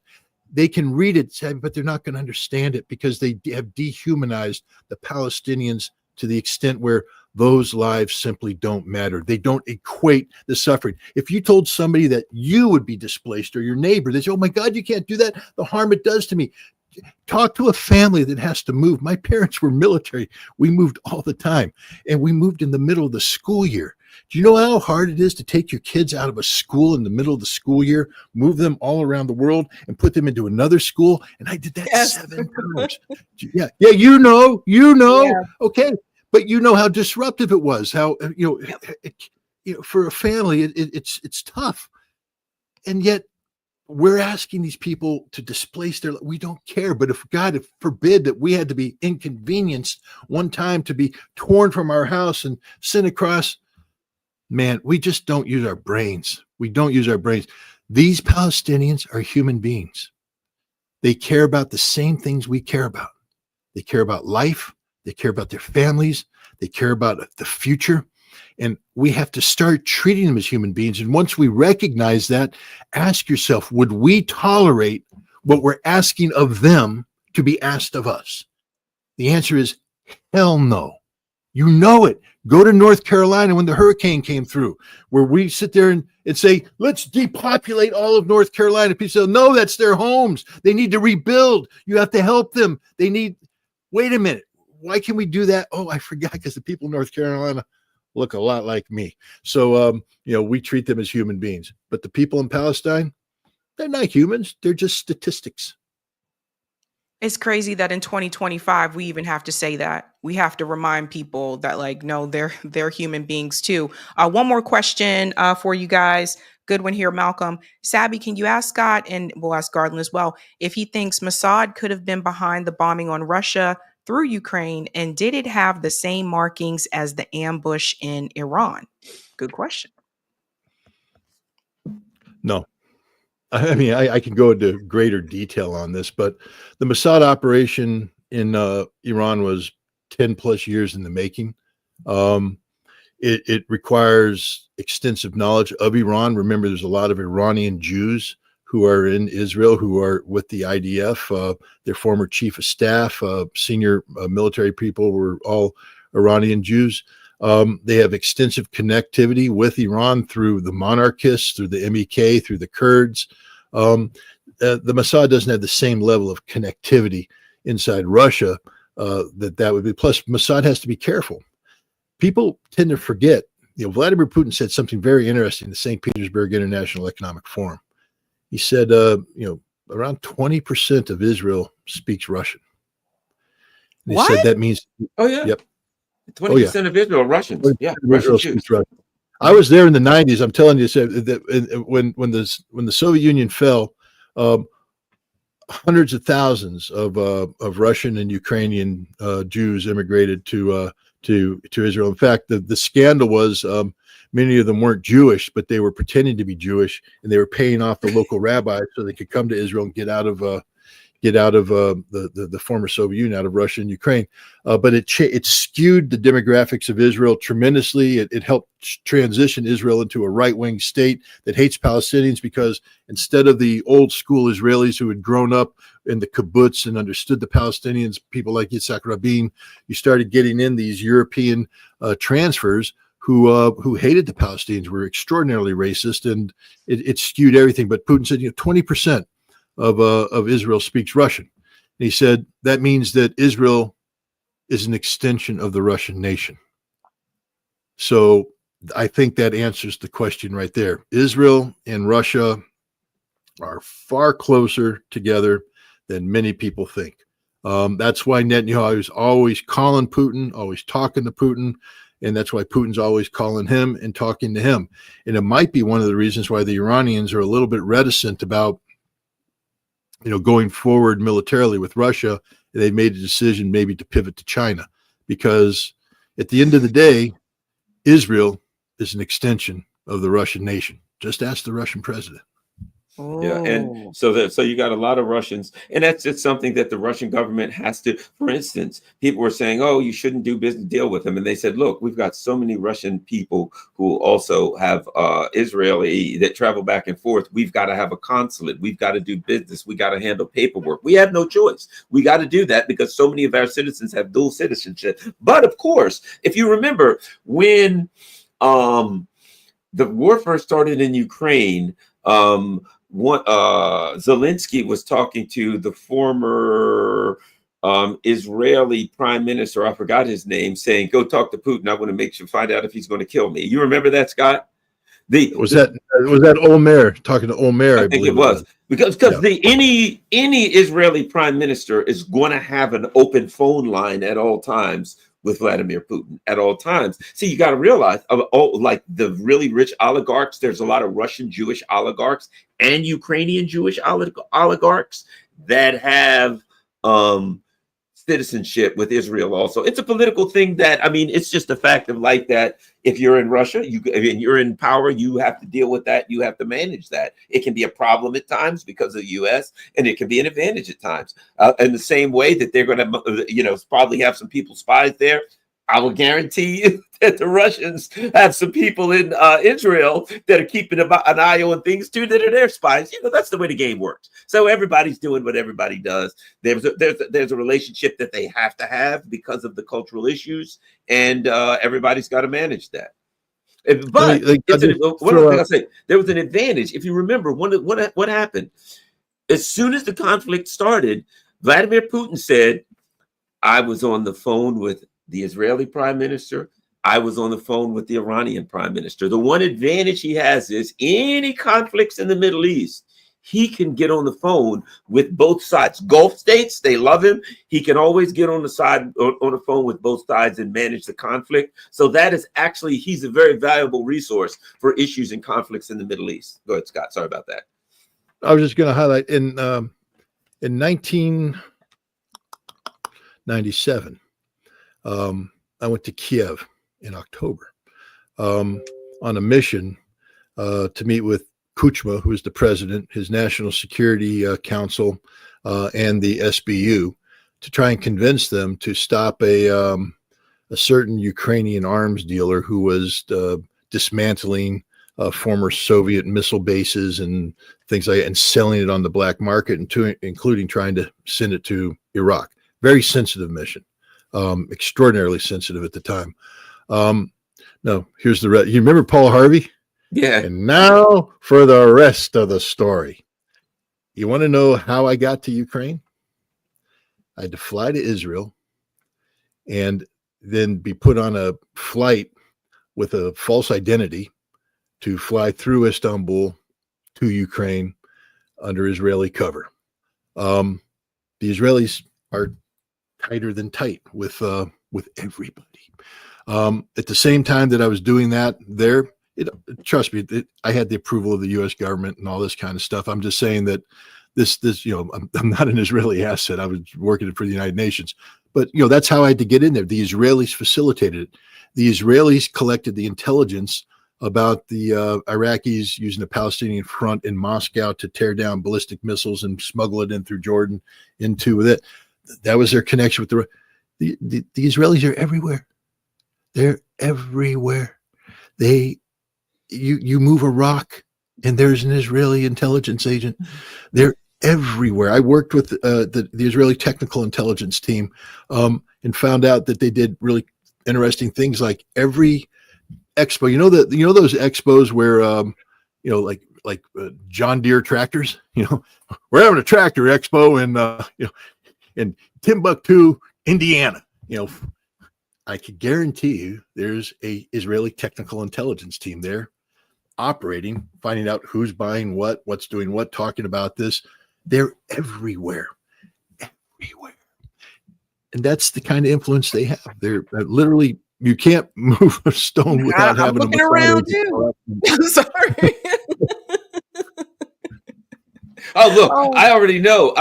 The other day, it's a true story. A couple days ago, people will know. I was doing my show, and like 80% of the way through, I said, "Oh yeah, by the way, did you hear that an Iranian missile struck a Mossad headquarters and the Mossad chief was killed?" Right? And I'm like, "Yeah." And in fact, let me show you. It was like going all over the place, right? I'm like, and as soon as I went to click, my sound went out.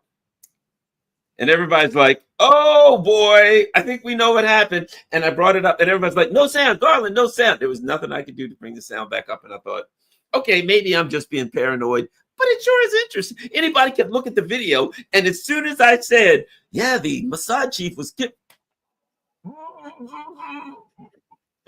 So yeah, they're everywhere. They're right here. They're all around right now. It wouldn't shock me. They're all over it. Google just hired a bunch of Unit 8200 people who owns YouTube. So come on.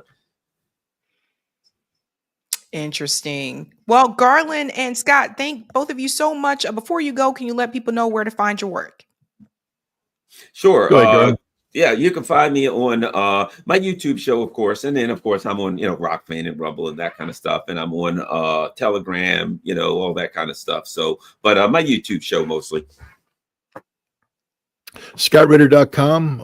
I have a Substack at Real Scott Ritter, where all my stuff is published, and got a Telegram channel, Real Scott Ritter. That's sort of the brand right now. Got a book out, Highway to Hell, that sort of talks about all the nuclear nonsense that's going on. It's very timely.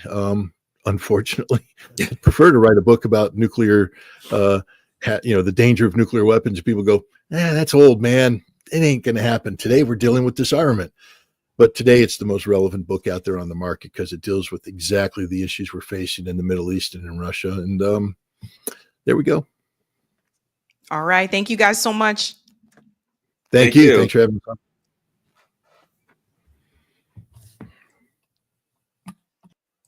All right, ladies and gentlemen, that was Garland Nixon and Scott Ritter. I hope you can learn a lot from those guys. I think they're great when they pair up together like that. We have two more stories that I do want to cover for you, ladies and gentlemen. Let me first get to the super chats, and then we'll get to those other stories. Thank you for the super sticker, Vilma. Thank you. The Oracle says the U.S. cannot tell Iran that it cannot have a nuclear program and think any type of peace will be had. Good point. Kaju says, I want to go to Hogwarts. I do too. People should put in the chat, like what fantasy place, if you could go to, you would go to, right? Like, where would you go? Would you guys want to go to Hogwarts too? Thank you, Irma. Mr. Ritter has a YouTube channel. I like his rants. Thank you, Fuzzy Balls. I heard from a reliable source that threats were relayed to Tulsi that if she didn't fall in line, that bad things could happen to her and her family. Interesting.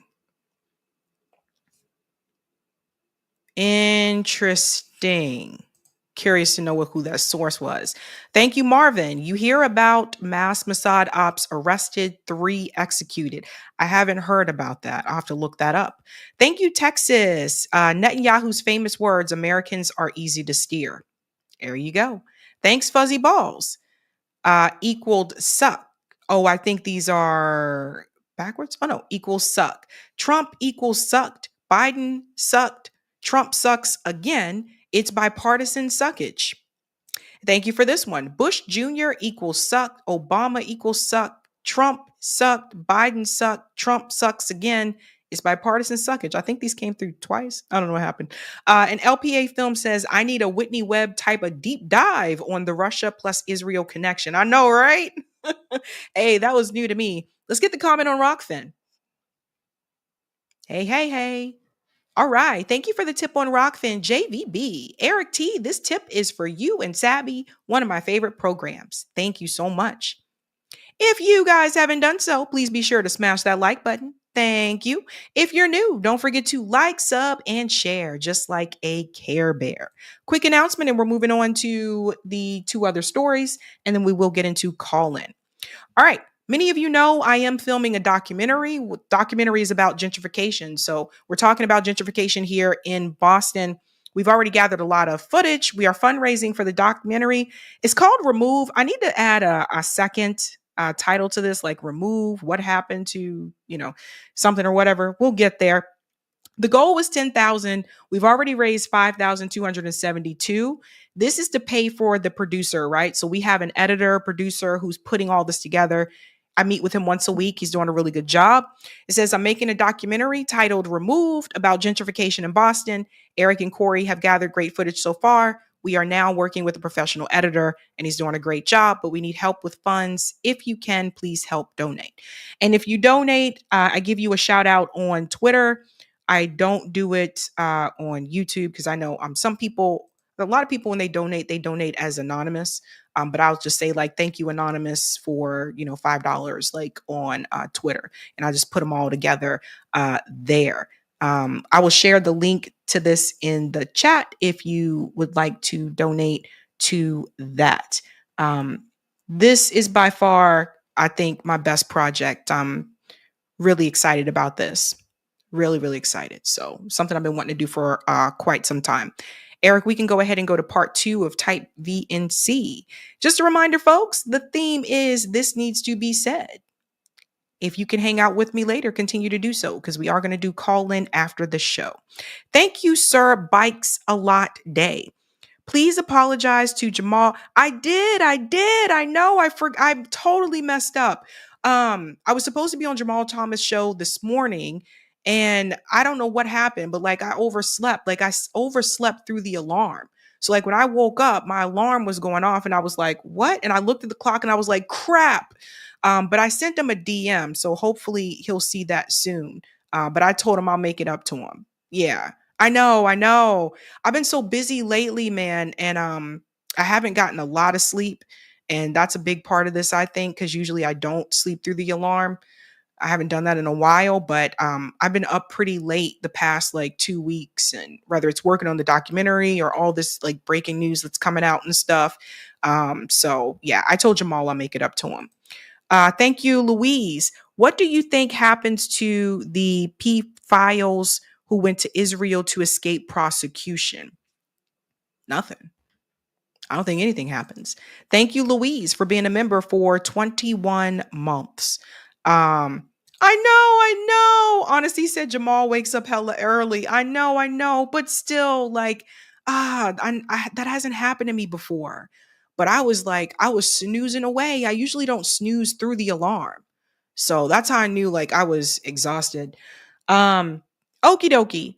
Let's go ahead and get to the next story here. So we all know Zohran Mandami, he won the Dem primary in the New York City mayor race. So he beat Andrew Cuomo. I think a lot of people are happy Cuomo lost. Like I was happy Cuomo lost. I think Andrew Cuomo is a corrupt scumbag, right? Who had the audacity to even run for another political position after so much happened when he was governor, right? Like we talked about the nursing home deaths. We talked about like the accusations that he had from 11 different women. Yeah, the balls of that guy, right? Now, what I forewarned people about is that Zohran, again, I told you guys he gives me AOC vibes.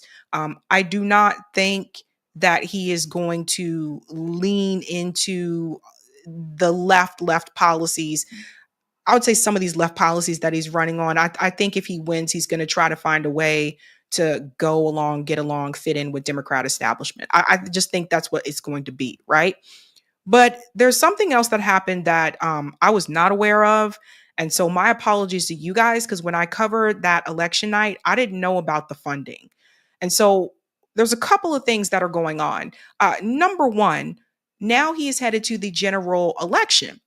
And now he's going to be facing Eric Adams. I know. Eric Adams is running for re-election for mayor, even though he was indicted for misusing campaign funds. There's a number of issues that follow Eric Adams. He was pardoned, however, by Donald Trump. But one would think the right thing to do would just to be to stay out of this and not try to get back into office. But Eric Adams is running in the general election as an independent. So he was able to skip past the Democrat primary. Now, many people are sitting back and they're saying there's no way that people would vote for Eric Adams again. I'm here to tell you that you're wrong.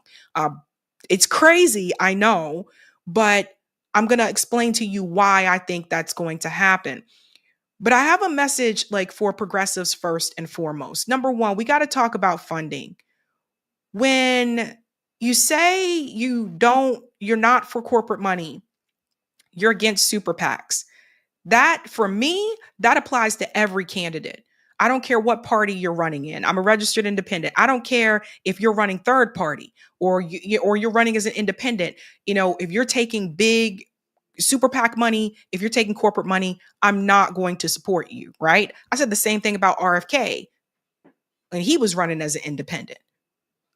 So no favorites on the show. No favorites on the show for politicians. And one of the things that I just found out after I was on George Galloway's show yesterday, I didn't know that Zohran Mandami was connected to Peter Thiel fellow, and I didn't know that he took super PAC money. So these kind of things need to be said, and you let the voters decide what they want to do at the end anyway. But this kind of information, I don't understand why more people aren't talking about this. Maybe they just don't know, because I just found out yesterday, literally. So shout out to Reef from Indie News Network who shared this information. Yep, 0 of you did your homework on Zohran. Here is a Theo fellow Fahim Zaman, founder of Care Dojo, dropping $100,000 on the campaign. So he shared these screenshots here. It says here, this is shared by Jeff Colton. Jane Fonda is apparently a Zohran Mandami fan. She gave $1,000 to a super PAC backing his mayor run. And I was like, wait, hold up, what? So it says here, Jane Fonda, again, she did donate money to Zohran Mandami. As campaign finance records show, she donated $1,000 to a super PAC boosting his mayor run. But that was dwarfed by $100,000 contribution from Fahim Zaman. It was the biggest donation by far to New Yorkers for lower costs, making up nearly half of the $210,000 the pro Mandami super PAC has reported raising so far. So I have to ask everybody a question, and I'm being sincere here. Look, either you're not for super PACs or you're for it. Because one of the big reasons why I supported, in the past, I voted for Bernie Sanders and I supported members of the squad was because they weren't taking this money. They weren't taking super PAC money. They weren't taking corporate funds. It was grassroots campaigns. And that was one of the things that pulled me towards that. And, Zohran, who I thought ran a grassroots campaign, I was kind of shocked to find this out. I was kind of shocked to see that he also was connected to super PAC money. So people got to make a decision here. Either you're for super PAC money or you're against it. And you don't get to say, and I have to be clear about this, you don't get to say you're running a grassroots campaign if you're taking super PAC money. I said the same thing about RFK. I don't give a damn. I'm not connected to these politicians. We're not buddies. We're not fam. It's not for me to try to get access. Some people try to be nice because they want to get them on their shows. I don't give a damn. So I'm just going to be honest with you guys. Either you're for super PAC money or you're against it. And whether you like him or not, you do need to call this out. And what I'm seeing happen is that people like him. And so because they do, they don't want to mention this. That's not right. That makes you no better than corporate media. Just how corporate media would not say certain things about Kamala Harris because they liked her. You can't do that. So we have to talk about this. The other thing here, we talked about the Peter Thiel fellow. This really rubs me the wrong way. Fahim Zaman, this is him, Peter Thiel fellow. So we need to, Who are these people? Like it says here, Fahim Zaman is a young entrepreneur who recently left Harvard University to become one of the first Thiel Fellows and pursue his dream of rethinking healthcare. Why? Peter Thiel, remember, it was Peter Thiel who created J.D. Vance. Peter Thiel's not good people. So I don't understand like why this connection, like why even, go this way. Like AOC didn't have to do that. All these other progressive politicians didn't have to do that to win. So I don't get it. I don't get it, but we have to call it out. And some people don't like that. Some people don't like when they're like, oh my God, that's Sabby. She's showing financial receipts. If I don't, then I'm just like corporate media. So we have to tell people the truth. So I was disappointed to see that. I was disappointed. And and then this one, here's another one that Reef shared. Did any of you do your homework on this one, or is it all just vibes and feels out here? Here's another one. Leaders We Deserve, the David Hogg Group gave $300,000 to Working Families Party Super PAC, supporting Zohran Mandami in a slate of anti-Cuomo candidates this month, making the group the largest contributor to a Mandami-affiliated Super PAC. So again, look, if he took Super PACs, it is what it is. But we cannot go around saying this was a grassroots campaign if he took Super PAC. You can't. And this is what happened when people they make these politicians a hero. They say this person is my hero. And I saw it already. People are doing the same thing that they did when the squad first ran. And I was guilty of this too. I was guilty of it too. You try to find excuses and everyone's just like, this person is going to save the day. Say it with me. Politicians are not saviors. A politician is not going to save you. The saving is going to come from within you and your community. That's why those of us at RBN, that's why we do mutual aid, because we know that directly helps our community. And we don't have to wait on a politician to pass said legislation that will hopefully be voted on to get things the right way to the community. So there's different ways that you can organize and different things that you can do. But what we're not going to do on here, we're not going to stand no politicians. I said this earlier today on RBN. You shouldn't trust any politician. I don't give a damn what party they running in. And this is something I had to find out the hard way. It's easy to fall for that course. It's easy to, oh my God, they're so great. And next thing you know, you get all, your eyes get all big and you get all excited. I know I had that energy and feeling with Bernie. I had that energy and feeling with AOC. Hell, I had that energy with Obama. So please, you guys do whatever you feel is best for your city, your community, but please do not hero worship these people at all.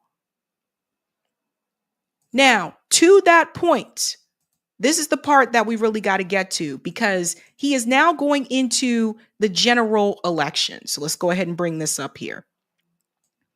And he will be running against Eric Adams.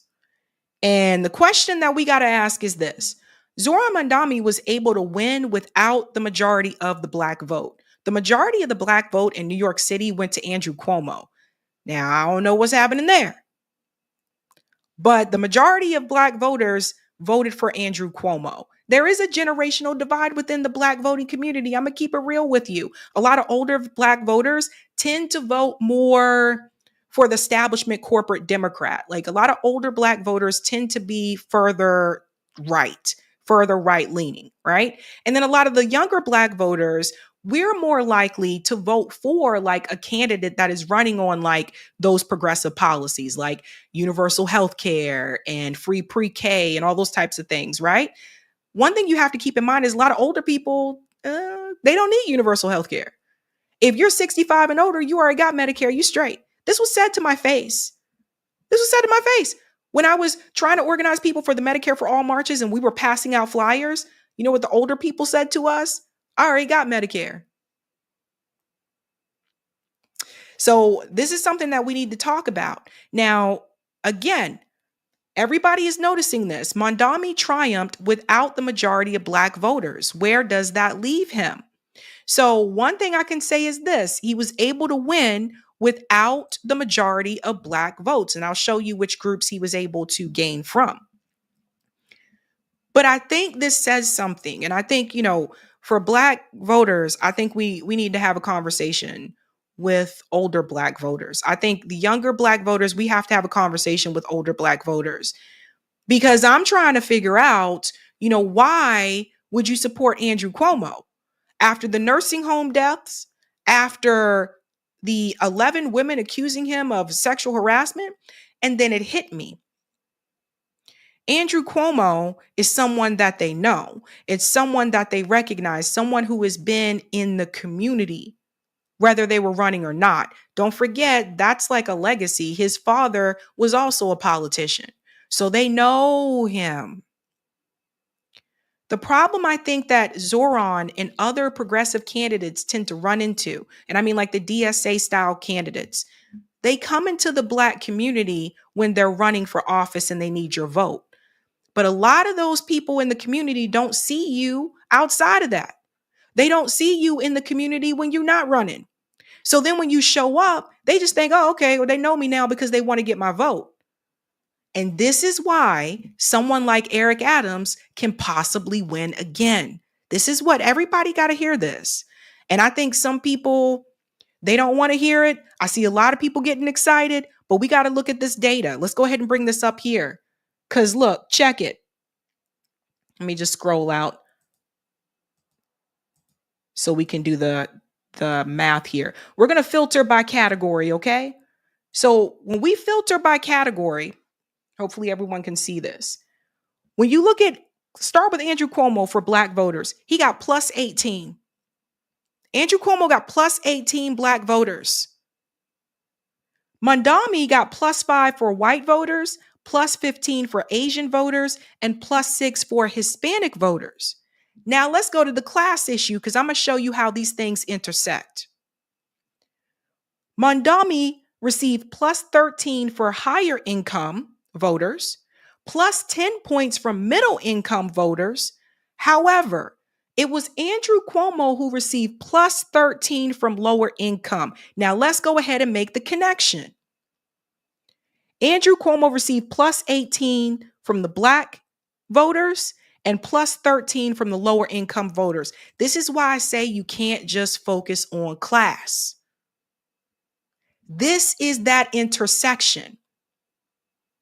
Andrew Cuomo was able to win over the majority of lower income Black voters. As I've told you before in the show over and over again, for Black people, we are at the bottom. The majority, we are at the bottom. When you look at wealth in this country, we've been at the bottom and we've stayed at the bottom. So if you are not active within the Black community, when you're not running, they are less likely to vote for you. Particularly older Black voters, they are less likely to support you. And people like me will get mad because we're like, dude, why do y'all keep repping Al Sharpton, man? Why you guys keep supporting Al Sharpton and Jim Clyburn and people like Andrew Cuomo? Like, I get angry, it bothers me. Like, why you keep supporting these mofos? But then I had to understand why. They know them. They see them. They're in the community. Now, that don't mean they actually helping them. Let's be clear about that. But they know them.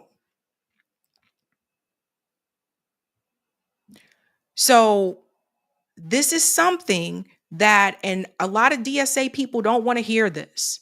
This is the problem when you focus only on class. This is similar problems I've seen with the DSA candidates where they're able to get like white voters, Asian voters, middle class, or like upper class or whatever. But when it comes to the Black vote, they struggle. Now, he did better than it was predicted he would do with Black voters. But the general election is in November. And you know who Black voters, those Black voters who voted for Andrew Cuomo, you know who they're going to vote for in the general election? 9 times out of 10, it's going to be Eric Adams. You know why? Because they know him. Because he's in the community. Not necessarily because he has good policies. Not necessarily because he's not corrupt, because he's corrupt. So I tried to explain this to people when Bernie ran in 2020. I've tried to explain this over and over. And oftentimes what happens, and this is why you don't see me in those DSA spaces, because oftentimes what happens is you go to like the DSA chapter meetings. I never saw too many people in there look like me. And also, when we want to talk about income, I don't see too many lower income people in those meetings either. People have to understand that oftentimes they may look at like the DSA group, and for older Black people who grew up in those communities, have lived in those communities their whole lives, they may kind of look at you as you're the person, you're the ones that are coming in that are pushing them out of their neighborhoods. So they may not be feeling you. So people need to hear this. People need to wake up and hear this. You don't come into a neighborhood and take over. That shit happens here in Boston too. You don't come into a neighborhood and take over. You're supposed to be part of the community and work together. And oftentimes, that is not what's happening. Now, come November, general election, this is who you got. I don't even know who Curtis is, but Curtis Sliwa, he's running as a Republican. Eric Adams is running as an independent. Jim Walden is an independent, and Zohran Mandami is the Democrat. Obviously, this race is going to be between Eric Adams and Zohran Mandami. And I want to go ahead and show you what Eric Adams is saying right now, because Andrew Cuomo said he's considering running in the general as an independent, but Eric Adams says that's not a good idea. Check this out. Really overwhelmed about the love and support that's coming from this community. I need you now. 4 quick things. 1, I'm going to send in this message my donation page. Please go make a donation and send it out to your friends and families and groups. 2, I'm going to attach my volunteer link. Anyone who desires to volunteer, click on that link and it allows you to sign up and be one of our volunteers. 3, I want you to post me on your page and send out messages to people that you know and that support of what we are doing. And 4, one of the most important things that we can do, I want you to ensure to come out to my announcement tomorrow, steps to City Hall, 12 p.m. Be there or be square. So Eric Adams is going to be in that general election. Now, he was on Fox News as well. Again, I don't think he should be allowed to run. I mean, it's all there's so much corruption. He was on Fox and Friends talking about how he thinks Zohran Mandami is a bad idea. Basically, the party has gone too far left, which we all know the majority of the Democratic Party has not moved in that direction. They love to exaggerate. Check this out. Joining us now is New York City Mayor Eric Adams, who is running, even though he got elected as a Democrat, he's running for re-election as an independent.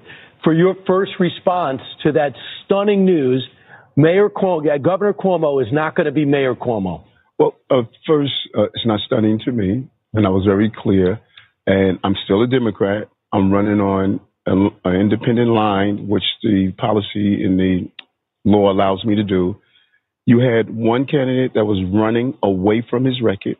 You had another candidate with no record, and you have Eric Adams with a record. I delivered for the city, and we're not going backwards. We're not going into a place where we want to defund the police, don't invest in jobs, where we believe we can make broken promises that we can't deliver. I delivered on every promise I gave to Mr. Mayor, it's not just. So let me pause here for a second. Obviously, we know he's against defunding the police because he was the police. You know, I still feel like he is the police, right? Like Eric Adams under his leadership. Let's think about the things that have happened. Don't forget how he sicked the NYPD on the kids who were protesting at Columbia University. Remember all that? That was him. Eric Adams is the same dude that did the perp walk with Luigi Mangione. Let's not forget about that. and looking all big and tough as if he had really done something. That was after he was just indicted. So it just, the levels of corruption are absolutely insane. Now, I know that some people are not happy with Eric Adams because of the way that he handled the immigration issue, but I'm here to let you know right now, I think once again, the majority of the black voters, I think, are going to support Eric Adams. And we'll have to look at the turnout from the previous primaries, and compare it with general, because oftentimes more voters turn out for the general election than the primary election. This is not to, I don't know how to say it. This is not to make you feel hopeless, right? I'm just giving you the facts. Because I think a lot of people are walking around thinking that because Eric Adams is running as an independent, he has no chance. I just want to remind you what happened in Buffalo, New York, a couple of years ago. There was a candidate by the name of India Walton. She was running as, I believe, a Democratic socialist, and she won in the primary. And then in the general election, she lost to a write-in candidate. So do not sleep on Eric Adams. He could still win again.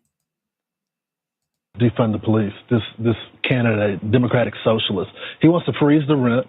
He wants city-run grocery stores, social workers to replace the police because that's going to help.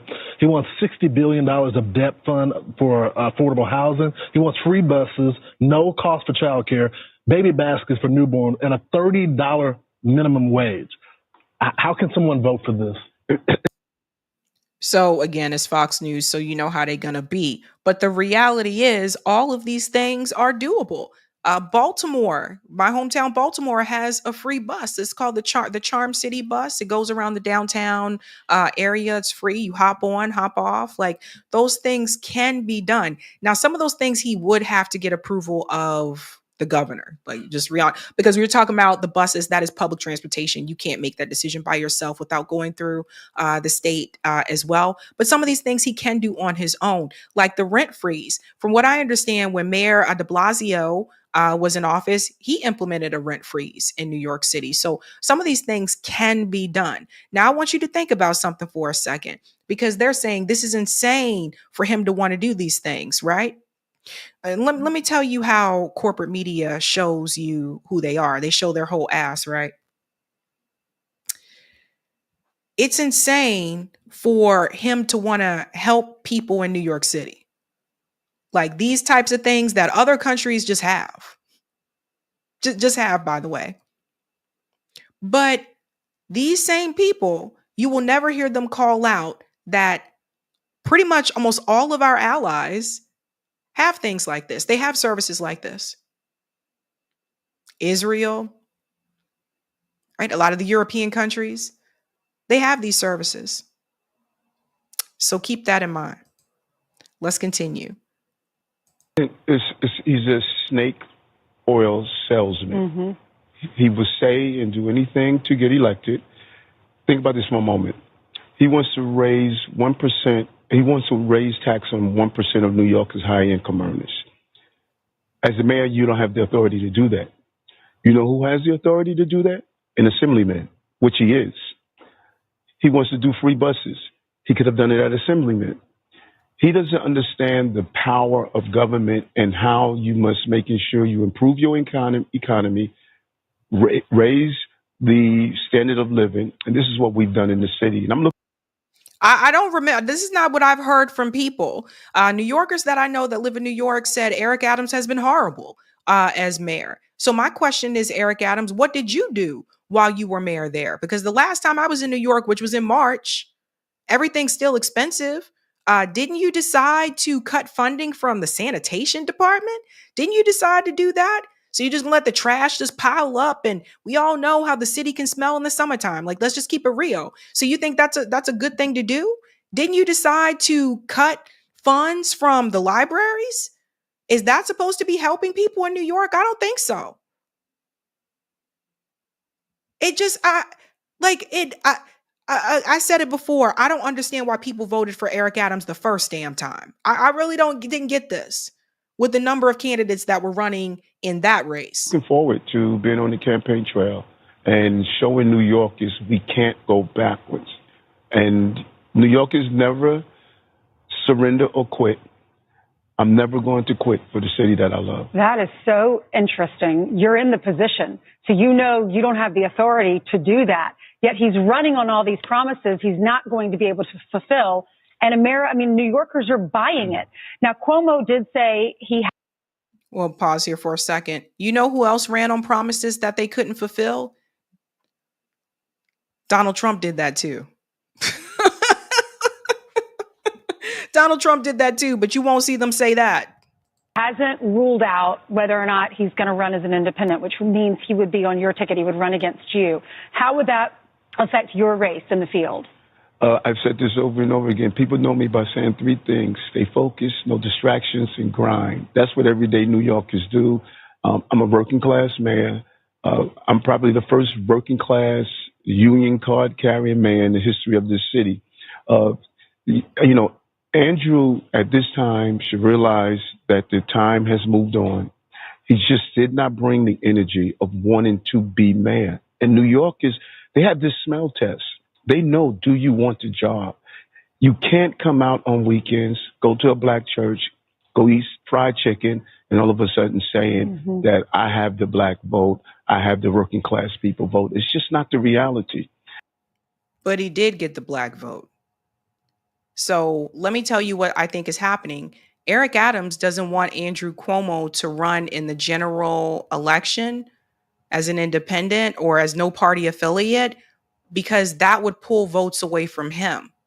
He wants all of the votes that went to Andrew Cuomo in the primary to come to him.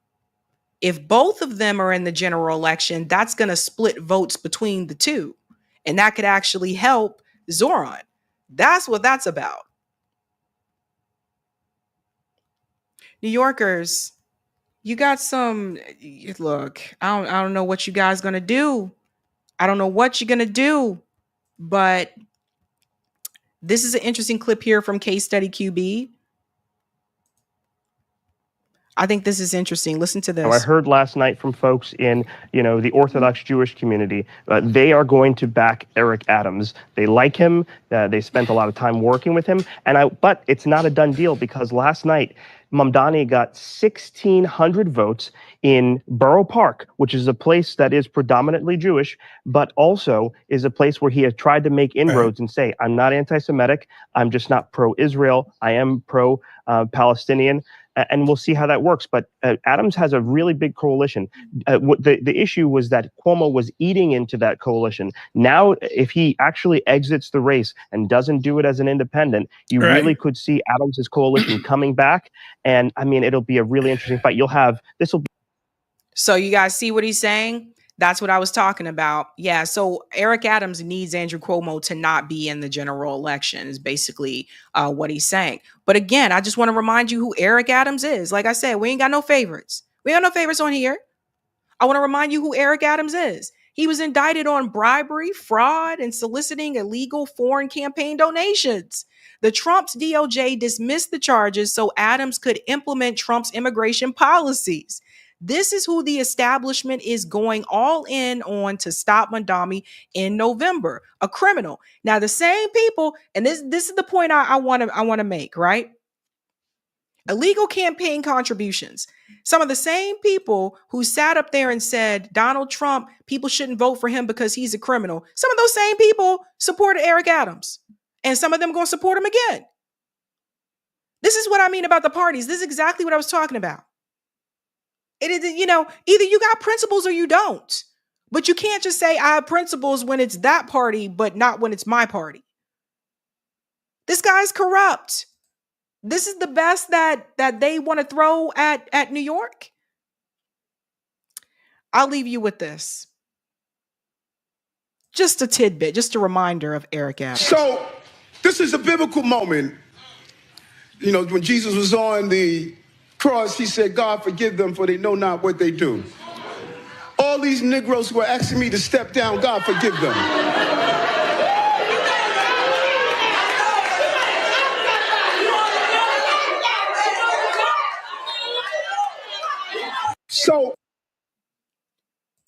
See the arrogance? That was after he was indicted. See how arrogant he was?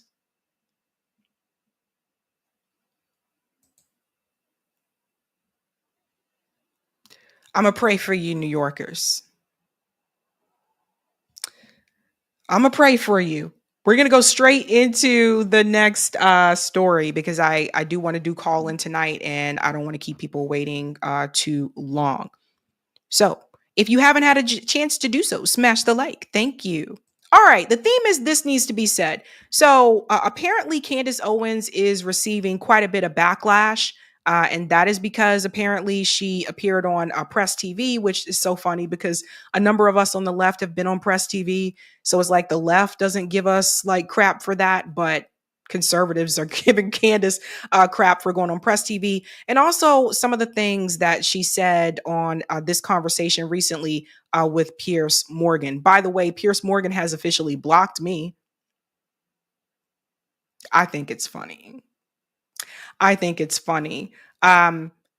This conversation that she had with Piers Morgan recently, we need to dive into some of this because she basically explains to him that like, well, no, we're done with the wars.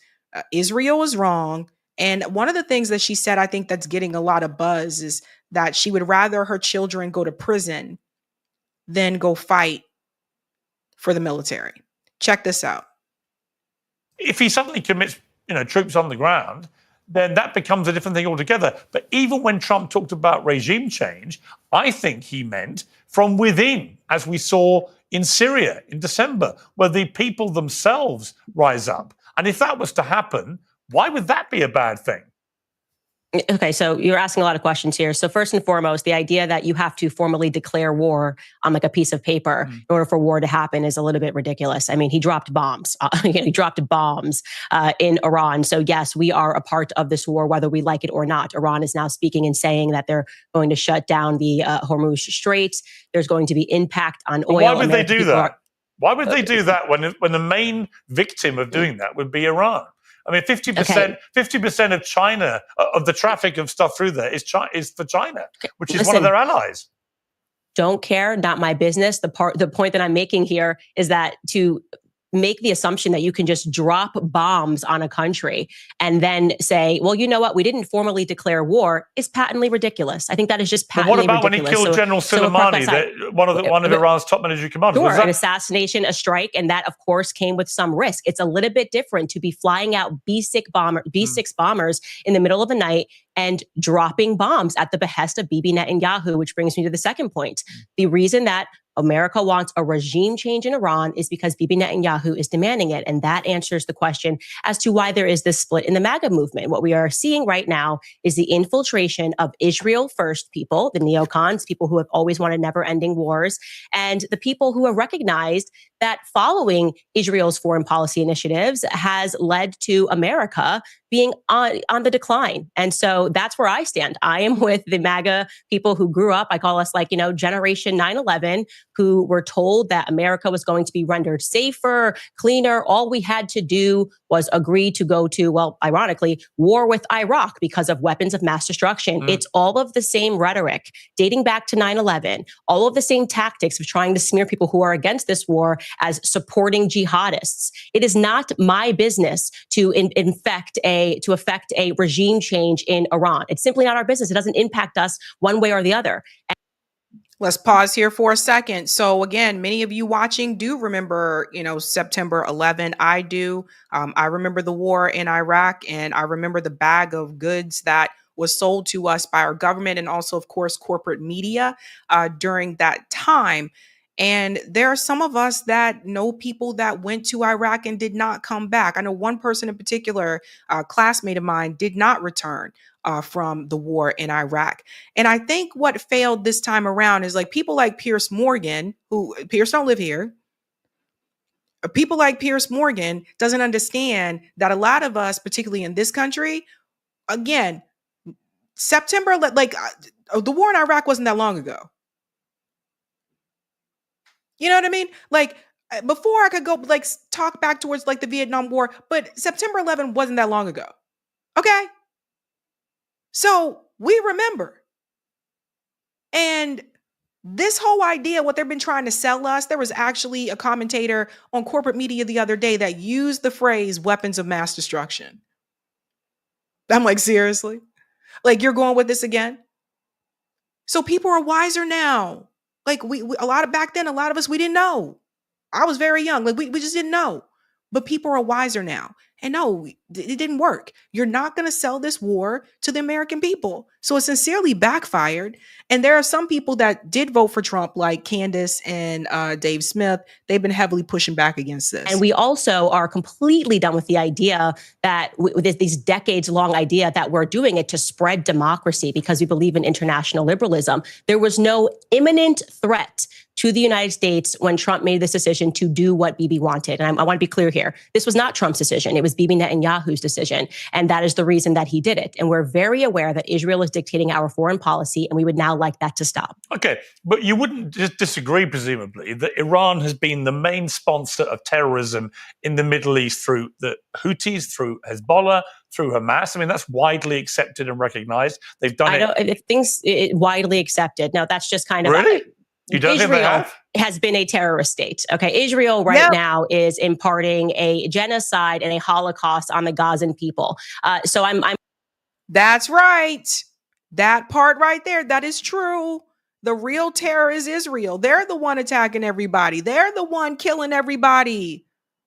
I'm really over this idea like somehow Israel has the moral high ground and we have to get behind them. I didn't say because that. We got to go after the bad guys. I wasn't saying that. We have. Oh, hang on. Look, we can come to Gaza where I think we'll reach agreement about what Israel's government's been doing there in the last few months. Without But it's any relevant. question. If you're going to call Iranians terrorists, if they right now had an open concentration camp where they were mass killing their own people, we would all be saying this is ridiculous. So it's rich to me that people are concerned about Iran having nukes. But I'm concerned about Israel, who won't even admit that they have nukes, having nukes, while at the same time, they are executing a genocide and a Holocaust in Gaza that the world is watching. So who's the bigger terrorist is the question today.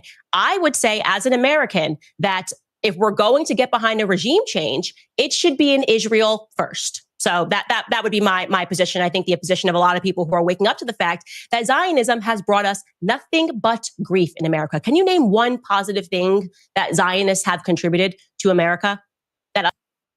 No. And then also he don't live here, but that would be a no. Now, I, for one, this is where I do push back. I don't agree with regime change at all. I don't think the US or the West or any country should implement regime change in another country. You have to let these countries function as they are. And history has shown us, whether it's Israel or whoever, honestly, I don't think we should even have a relationship with Israel, period.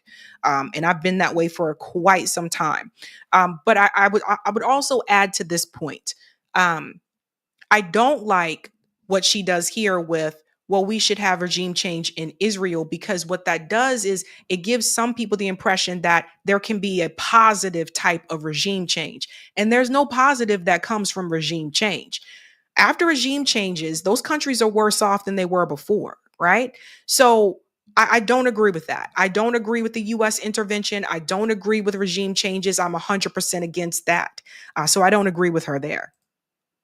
Us fighting these perpetual wars on behalf of Zionism has contributed to America. But can you also recognize that Israel, placed where it is as a tiny thumbprint in the middle of a region where you have massive countries full of a lot of people that want to wish them harm, and in the case of the terror groups like Hamas, Hezbollah, the Houthis, actually want to get rid of Israel and all Israelis altogether, can you accept that if you have a huge nation like Iran with 90 million people, and they are facilitating these terror groups to that purpose, that Iran has to defend itself? Now, I would not. Now let's pause here. I think he misspoke. I think he was talking about Israel, but he said Iran. So let me make something very clear. First of all, Israel was created. 1948 was created. You can't just waltz your little happy ass into an area where all these other countries are there and people are living a certain lifestyle, and people were living a certain lifestyle in Palestine at that point in time, and there were Jewish people there and there were Palestinians there, and they lived together side by side in peace, from what I understand, until y'all motherfuckers showed up.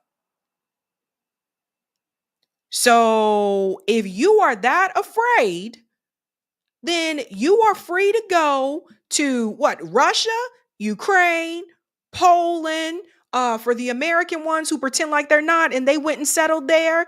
You got New York, New Jersey, California. You are free to go do that, okay? Two, there is a big difference between these countries wish something upon someone and a country is doing something to someone. Because Israel is actively doing something to someone. It is Israel that's committing a genocide, not Iran. No one told them to, ain't nobody, you chose to come there. You chose to step foot there. Now, from what I understand, Russia is very large. Moscow, from what I understand, is an international, clean, great city, according to people who have been there that I know. They can go back to Moscow. They can high-track it back to Poland. There's many other places that they can go to if they are that afraid. But what you don't get to do is you colonize a place, you come in there, you take over, you push the people who were already there out, and then you basically try to tell them that they can't come back to the land that they were born in. That's what you don't get to do. And then you don't get to cry victim after doing so. That's how I see it.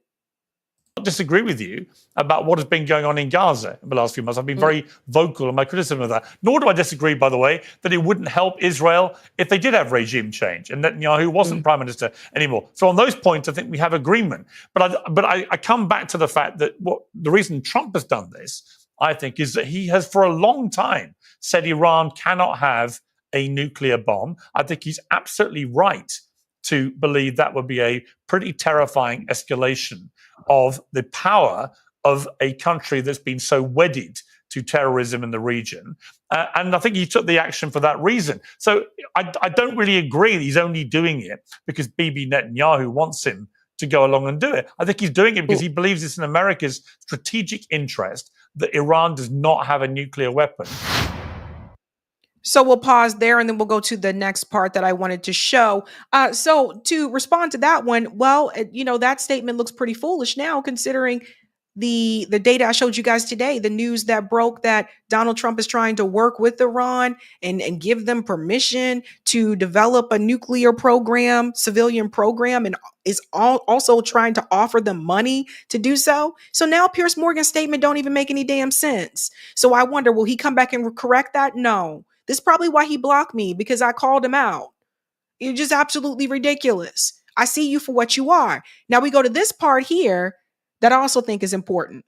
Fact that we have 2,000 troops stationed in Syria right now under the guise of saying that we're fighting ISIS, while at the same time we know that Bibi Netanyahu funded the al-Qaeda adjacent front because he wanted to overthrow Syria. And they, again, expand their borders, immediately take on territory and sell us absolute nonsense. We're talking about funding Hamas. Bibi Netanyahu funded Hamas. There is footage of Bibi Netanyahu saying this stuff on camera. So it's just so ridiculous to me to pretend that they're in some predicament, that they may be eradicated soon, which is why they have to keep funding all of these terrorist groups and then pretending that they're victims of terror, when in fact they are the people that are imparting it worldwide.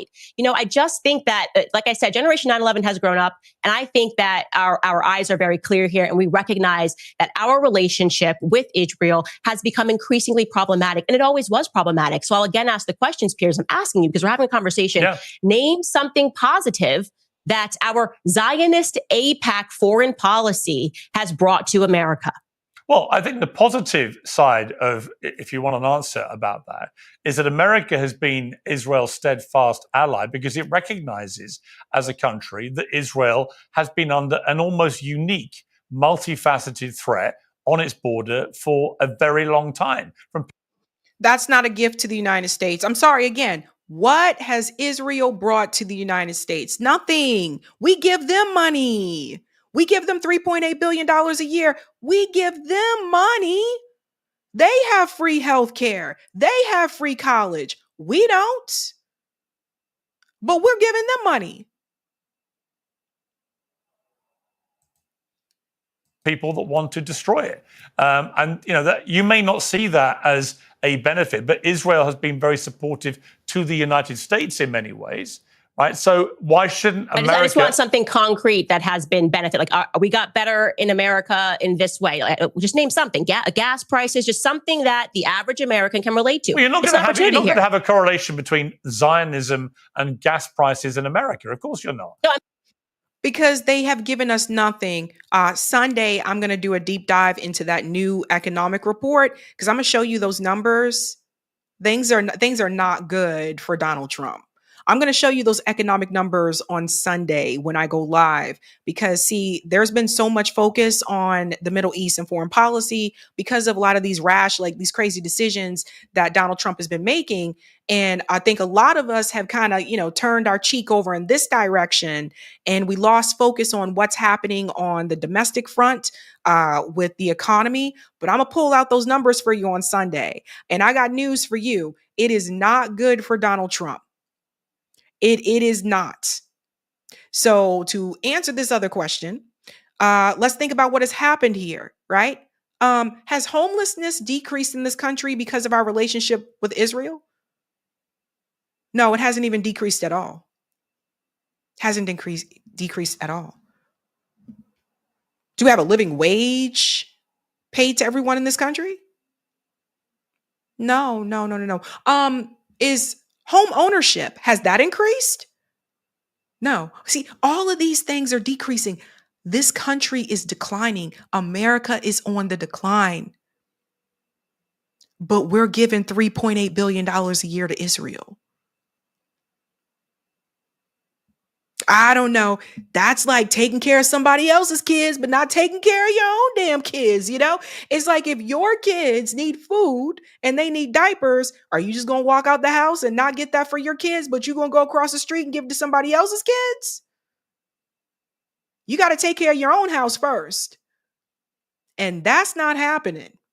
I'm just giving you an example to just tell me one thing that they because what your argument here is like, well, you get a pat on the back and you can say that you helped this country, which was formed in 1948 by pretending to be refugees, if you will, and being invited into the homes of Palestinians, the horrific story they weren't of what pretending happened. to be refugees. They were people fleeing a Holocaust. Let's be clear. Let me finish my statement. What do you mean pretending to be refugees? Let me finish my statement. When I say pretending to be refugees and being invited into the home, you would think that these people were helpless and were going to be grateful to the people that hosted them. People like Muhammad Hadid, Bella Hadid and Gigi Hadid's father, who was an infant at this time in his mother's arms. She had just given birth. They had invited these refugees because of the goodness of their heart. And then one day they return home and their doors are locked and they are told that if you try to enter, you are going to be shot and killed. That is the reality of how Israel was established as a state. Okay, that is not a stain that you can wipe from history. Most Americans growing up actually believe what happened was that, okay, it was a little messy. That's what happens after wars. Borders get changed. But at the very least, they were given money. I mean, you've lived here for hundreds of years. Here's money for your property. No, that's not what happened.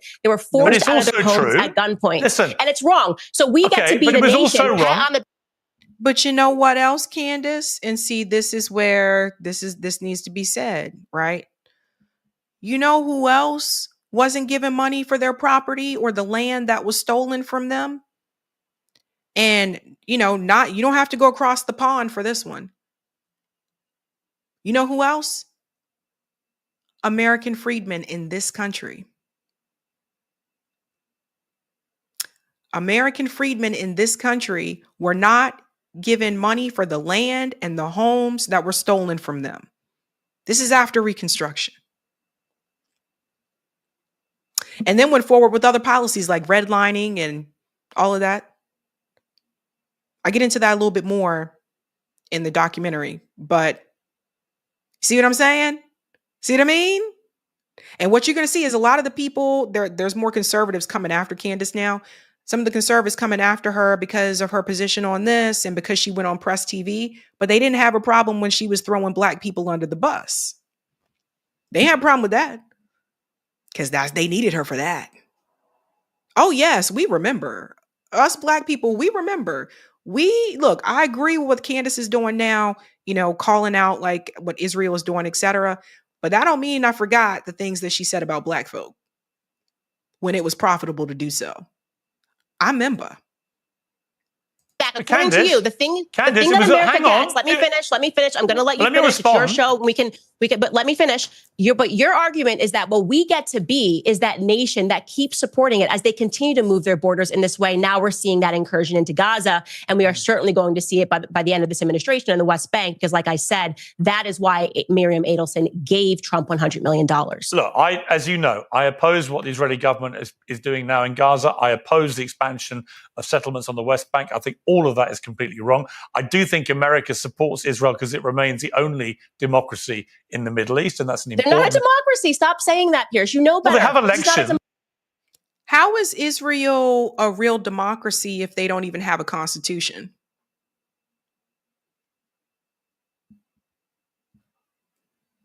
Does anybody ever ask that question? Anybody ever asked that question? Has anyone who ever came on the Piers Morgan show asked that question? A lot of times people don't want to bring it up. No constitution. Democracy. They have elections. But who gets to vote in those elections? Do the Gazans get to vote in that election? Well, the Israelis get to vote in Israel, obviously. Okay, so you're basically saying America had a democracy, we had Israel laws ceded that said Black Americans couldn't, Israel, Black Americans Israel couldn't moved vote. out. It is indisputable that Israel moved out of Gaza in 2005, and there was an election, and Hamas got elected. Right now, yeah, I agree with you. But Bibi Netanyahu was on camera saying that they were going to fund Hamas into power. So they orchestrated that because they wanted to create the solution. I agree with you that Netanyahu wanted to cause a split between the Palestinian Authority and Hamas. It was divide and rule. It was a catastrophically bad strategy, and it led to what happened on October the 7th over a 20-year period. There's no doubt it was a terrible thing that Netanyahu did, one of the many reasons I think he should go. But there was no doubt that the Israelis pulled out of Gaza and allowed them to have elections, and they elected Hamas, and the rest has been disastrous. How do you officially pull out of Gaza if you go into Gaza every so often and mow the lawn? How do you officially pull out if you do that? Because the Israelis funded, because Bibi Netanyahu, they funded Hamas. I don't disagree with you, but they still had elections. So it's like we rigged an election, but look what the election results show is that they wanted to put Hamas into power. And so when we talk about who is funding these terrorists, the answer is Bibi Netanyahu. And I don't want to get into his corruption trials, but every single person watching this right now should go pursue the documentary, The Bibi Files, because it is absolutely stunning to understand. I believe one of the reasons. I believe one of the reasons. Let me answer the question, because you still haven't given me anything other than like you guys get a pat on the back for supporting this created nation in the Middle East. I also just like to say all of the bad things that we have gotten because of our continued relation with Israel. First and foremost, the open borders. And you can relate to this. People in the UK, they just can't seem to connect the dots. All right. Oh my gosh, what's happening here? But I want to say this. Okay, we don't understand where all these refugees are coming from. Oh my God, where are all these refugees coming from? Who's funding them coming over into these borders? Well, this is what you get when you keep supporting these nonstop wars, when you keep bombing where these people live. And it's not even just a conspiracy, by the way. If you're like, actually, you're wrong about this, because the vast majority of people coming into the UK illegally are not coming from war-torn countries in the Middle East. They're actually economic migrants. So that's not true. Okay, but let's connect that. Let's connect that. When you say economic migrants, are we talking about like people who literally want to come to the UK for a better life? And when Gaddafi was heading up Libya and the country was on the up and up, and he was working with the United Nations, and then all of a sudden he warned that if you collapse Libya and turn it into a place where refugees are escaping, that this is going to be your problem, Europe. He warned that. So then it actually happened, and now we're just calling them economic migrants. We're going to pretend that we had nothing to do. People coming from Libya. Okay, where are you speaking about? Well, for example, I think it was last. You're not talking about people coming from Libya, but that's another example. That's another example. I think Pierce is struggling with this because Candace came on there giving what I consider to be left positions. Like a lot of the things that Candace is saying, these are things that we have been saying on the left for a long time. And she's conservative. So, I think in the past, when he was used to having her on, it was okay. She's conservative. I'm conservative. You know we agree on this much. But then this whole Israel thing happened. And that kind of changed everything. You can watch the rest of the full discussion on, of course, Piers Morgan's channel there. But I want to show you another one. Here's a conservative. They coming after her now. See, you see, they making the videos now, right? And also, and guys, let me tell you something. Same way I told you before that people were being paid. They were being paid to attack Jill Stein and stuff like that.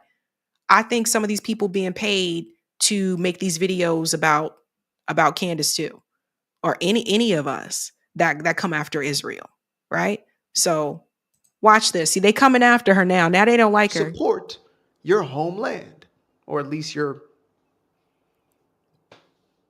alleged sugar daddy over there in Iran.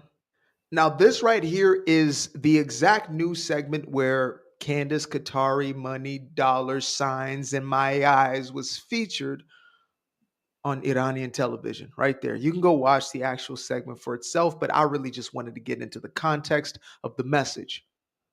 The most predictable war, plausibly ever. I'm so sick of Israel. Who would have imagined that an emphasis on Israel, as those who pretend its actions are normal or even remotely justifiable. This country has a bloodlust like no other. Have an issue with this tweet? I literally do not care. Think defending Israel's demonic actions. It's interesting. So first of all, this guy isn't even really talented, but I just want to go ahead and say here, so you see what's happening, right? And of course, what they do is they get another black person to do it. So it's a black person coming after another black person, right? So it doesn't look as suspect, apparently. But she was on Press TV, and apparently he's attacking that. You know, a lot of people coming after her since this last discussion with Piers Morgan, even though she had previous discussions with him. So there's a lot of us that have been on Press TV, right? So Press TV, it's like, you know, based in Iran. They bring you on to talk about foreign policy. So like I've been on there. My comrade Nick from RBN has been on there. Professor Morandi, I believe, has been on there probably numerous times. Like there are a number of us that have been featured on there. We were not paid. And from what I understand, I would assume that Candace wasn't paid either.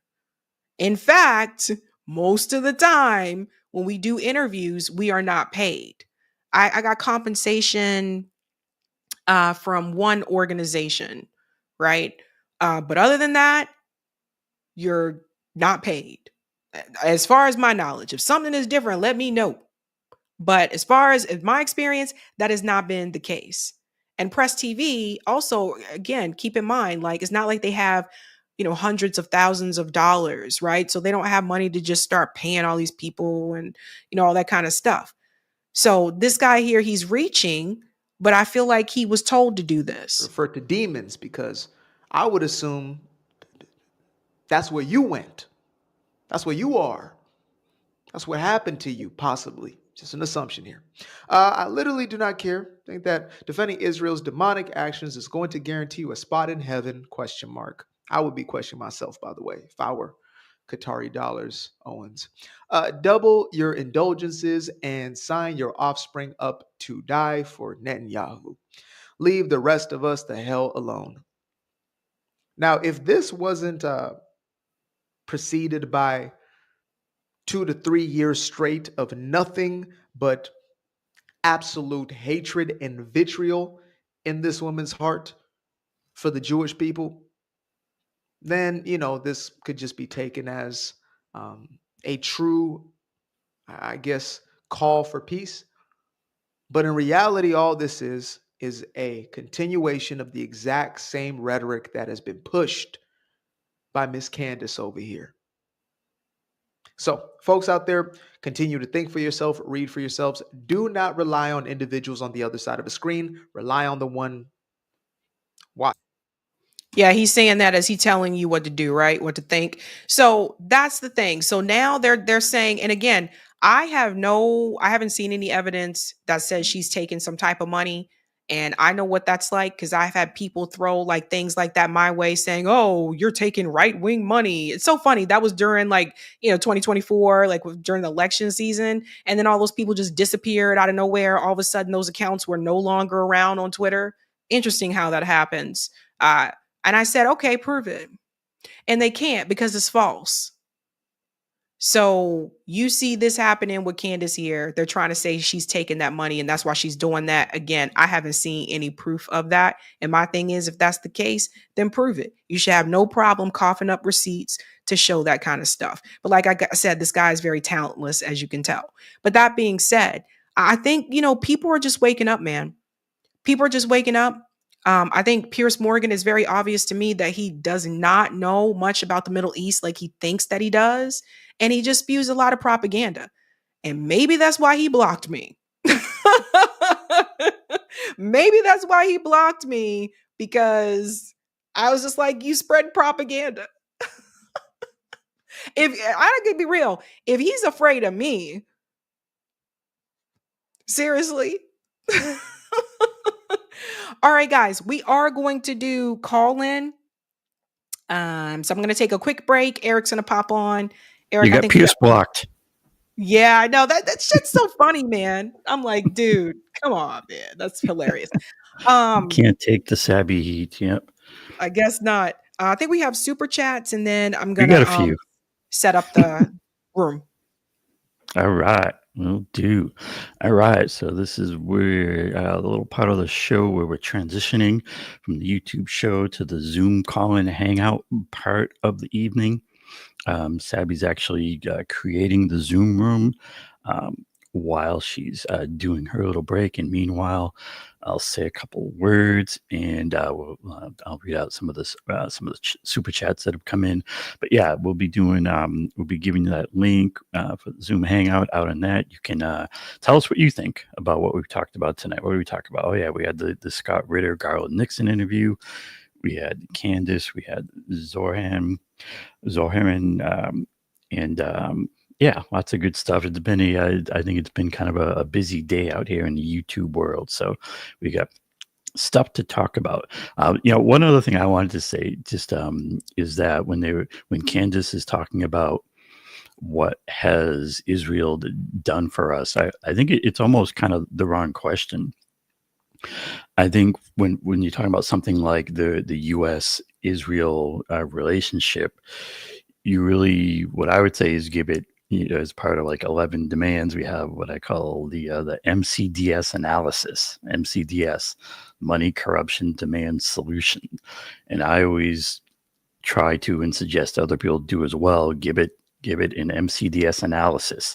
So if you're looking at the U.S.-Israel relationship, right, first one, M is the money. What's happening with Israel in the U.S. is that it's about money transferring, like all that money. And we talk about 3.8 billion to Israel. Well, that money, the vast majority of that money doesn't go to like Israel or Israelis. The vast majority of that money is for weapons. So that money funnels straight to the weapons contractors, defense contractors, military industrial complex, and who owns those companies, those mega corporations. The billionaires have, the top 0.1% have, the vast shares in that. So the real reason why you have the core reason, I would suggest, why you have the whole U.S.-Israel relationship is that money transfer. And so, then we get to the C, right? The billionaires get richer and richer. And I saw an article, I don't have time to put it up now, but it's just from an Oxfam report saying billionaires are literally richer than ever, just in the last decade, just increasing. They corrupt our government, using that money and that wealth. And so then we got to get to, well, what do we do about all this? Our demand, it always comes back to government, right? We either have to decorrupt our government or nothing gets better.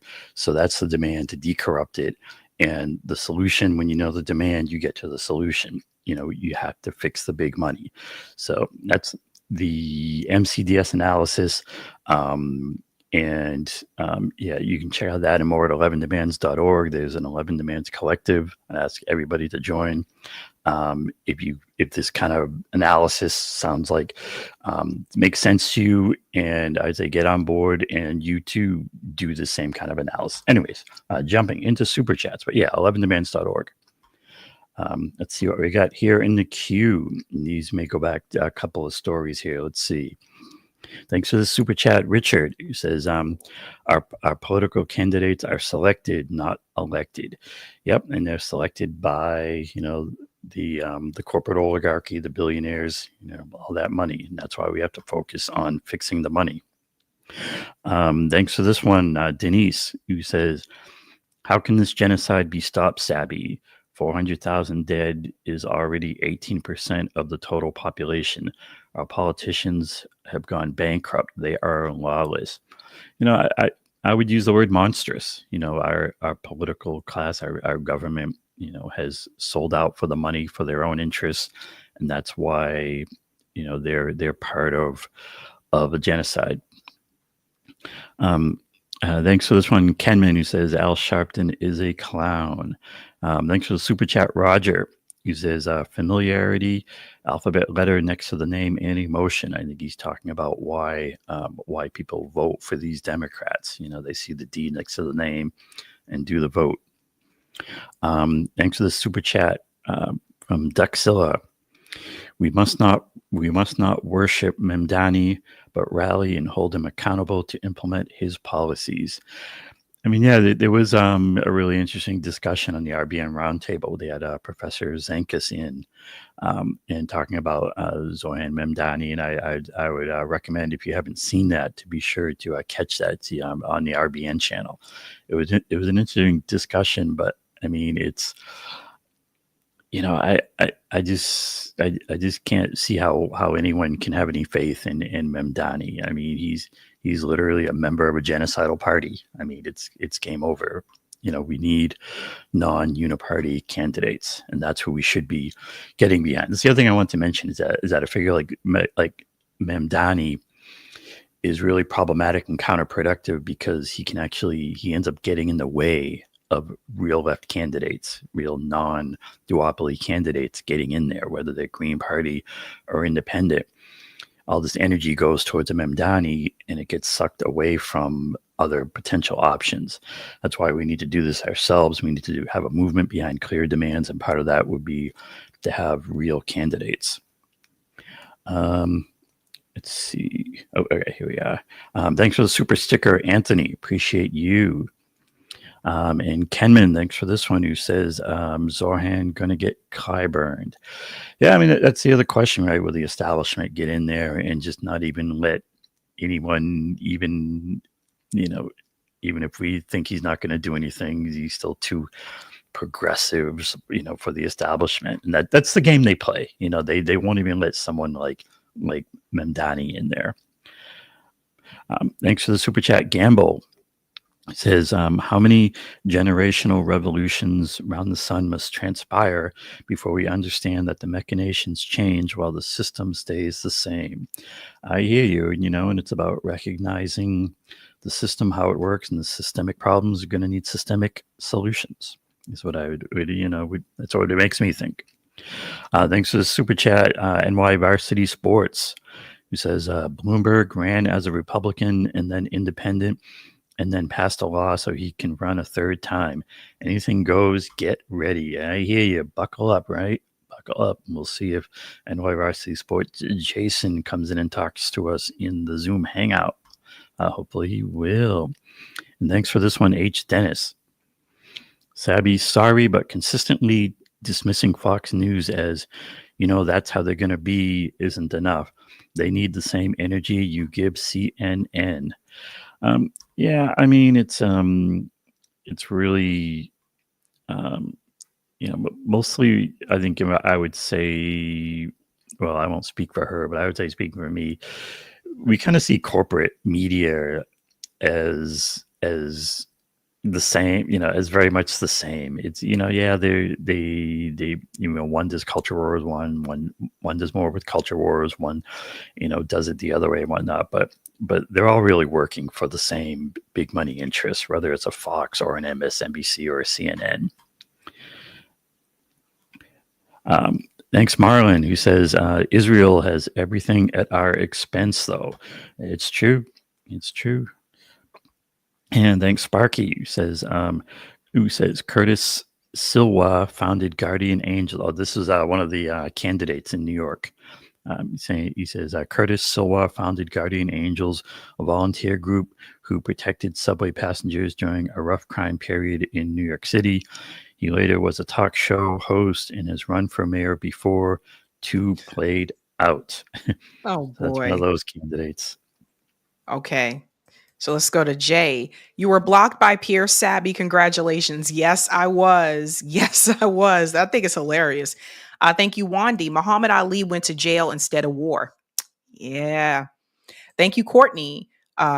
P. Morgan, you don't have to say the but you know what it means when you use your imagination. Thank you, Marlon.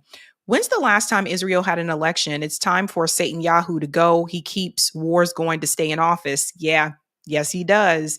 Thank you, baby Ethernet. Israel terrorized American presidents too. Truman. Thanks, Flower Bro. Israel was founded the exact same way the U.S. was. Land theft and genocide. Candace having a good take or two was not on my bingo card today. Thank you. This one, land theft, genocide, and white supremacy. Thank you, Cougar Lady. Israel offers nothing to the U.S. Has Israel ever spoken in support of reparations for Black Americans? Obama gave them reparations via appropriations in 2015. No, they have not. Thank you, Sir Bikes a lot. What goes around comes around. We're Israel's puppet government because we made other nations our puppets. Karma is a bitch. Thank you, Shockwave. They did same move in South Africa. And thank you for this one. June 13th was October 7th for Iran. Does he condemn Israel? No. Thank you. Do all things with love. The outrage is manufacturers, pastors, and influencers are taking 2,500 Bitcoin payments to smear Candace and Tucker. Today's show was all about it. Pastors? Influencers, I'm not surprised by, but pastors, holy crap.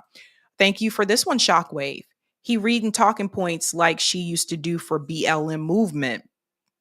That part. Thank you, Gamble. What is the moral, ethical profit of any presumed Black American putting on the cape for Israel? Illustrate the historical cash of benevolence to us. And I think we got Rockfin. All right. Thank you, Roger. NYC has 3.3 million registered Dems waiting to see turnout numbers next Tuesday. Curtis Sliwa, founder of the Guardian Angels, was an unarmed martial arts vigilante group from the 80s that used to ride the subways. They'd make citizen arrests of people before handover to NYPD. Him and former wife Lisa Evers, who had a show on Hot 97 in the 90s called Street Soldiers, was VP of Guardian Angels and is now a reporter for Fox 5 local news. Interesting. Crazy. Okay. So we are going to head on over to call in. That link is pinned at the top of the live chat, ladies and gentlemen. Open it up and let us in. Yeah. So I'm just going to open up from here. Once again, if you are new to call in, if you want to speak, the way that works, once you click on the link and you come into the Zoom room, at the bottom of the screen, you have an option to raise your hand. You raise your hand. That lets me know that you want to speak. We ask that everyone please mute when you enter the Zoom. Please mute yourself. Thank you. And raise your hand if you want to speak. And if you come in a little bit later, we're not going to go too long tonight because I have filming tomorrow morning for the documentary. But you can catch those links on sabbysabs2.com. We also ask everyone, please keep your comments brief. I do have a hard stop tonight, so let's go ahead and get into it. Eric, I will make you a host. a co-host. All right. And we'll go ahead right. and jump You're in right there. in to call in, ladies and gentlemen. All right. That is it for me, ladies and gentlemen. I will catch you Sunday for the live stream then. Until then, have a good night and keep up the fight.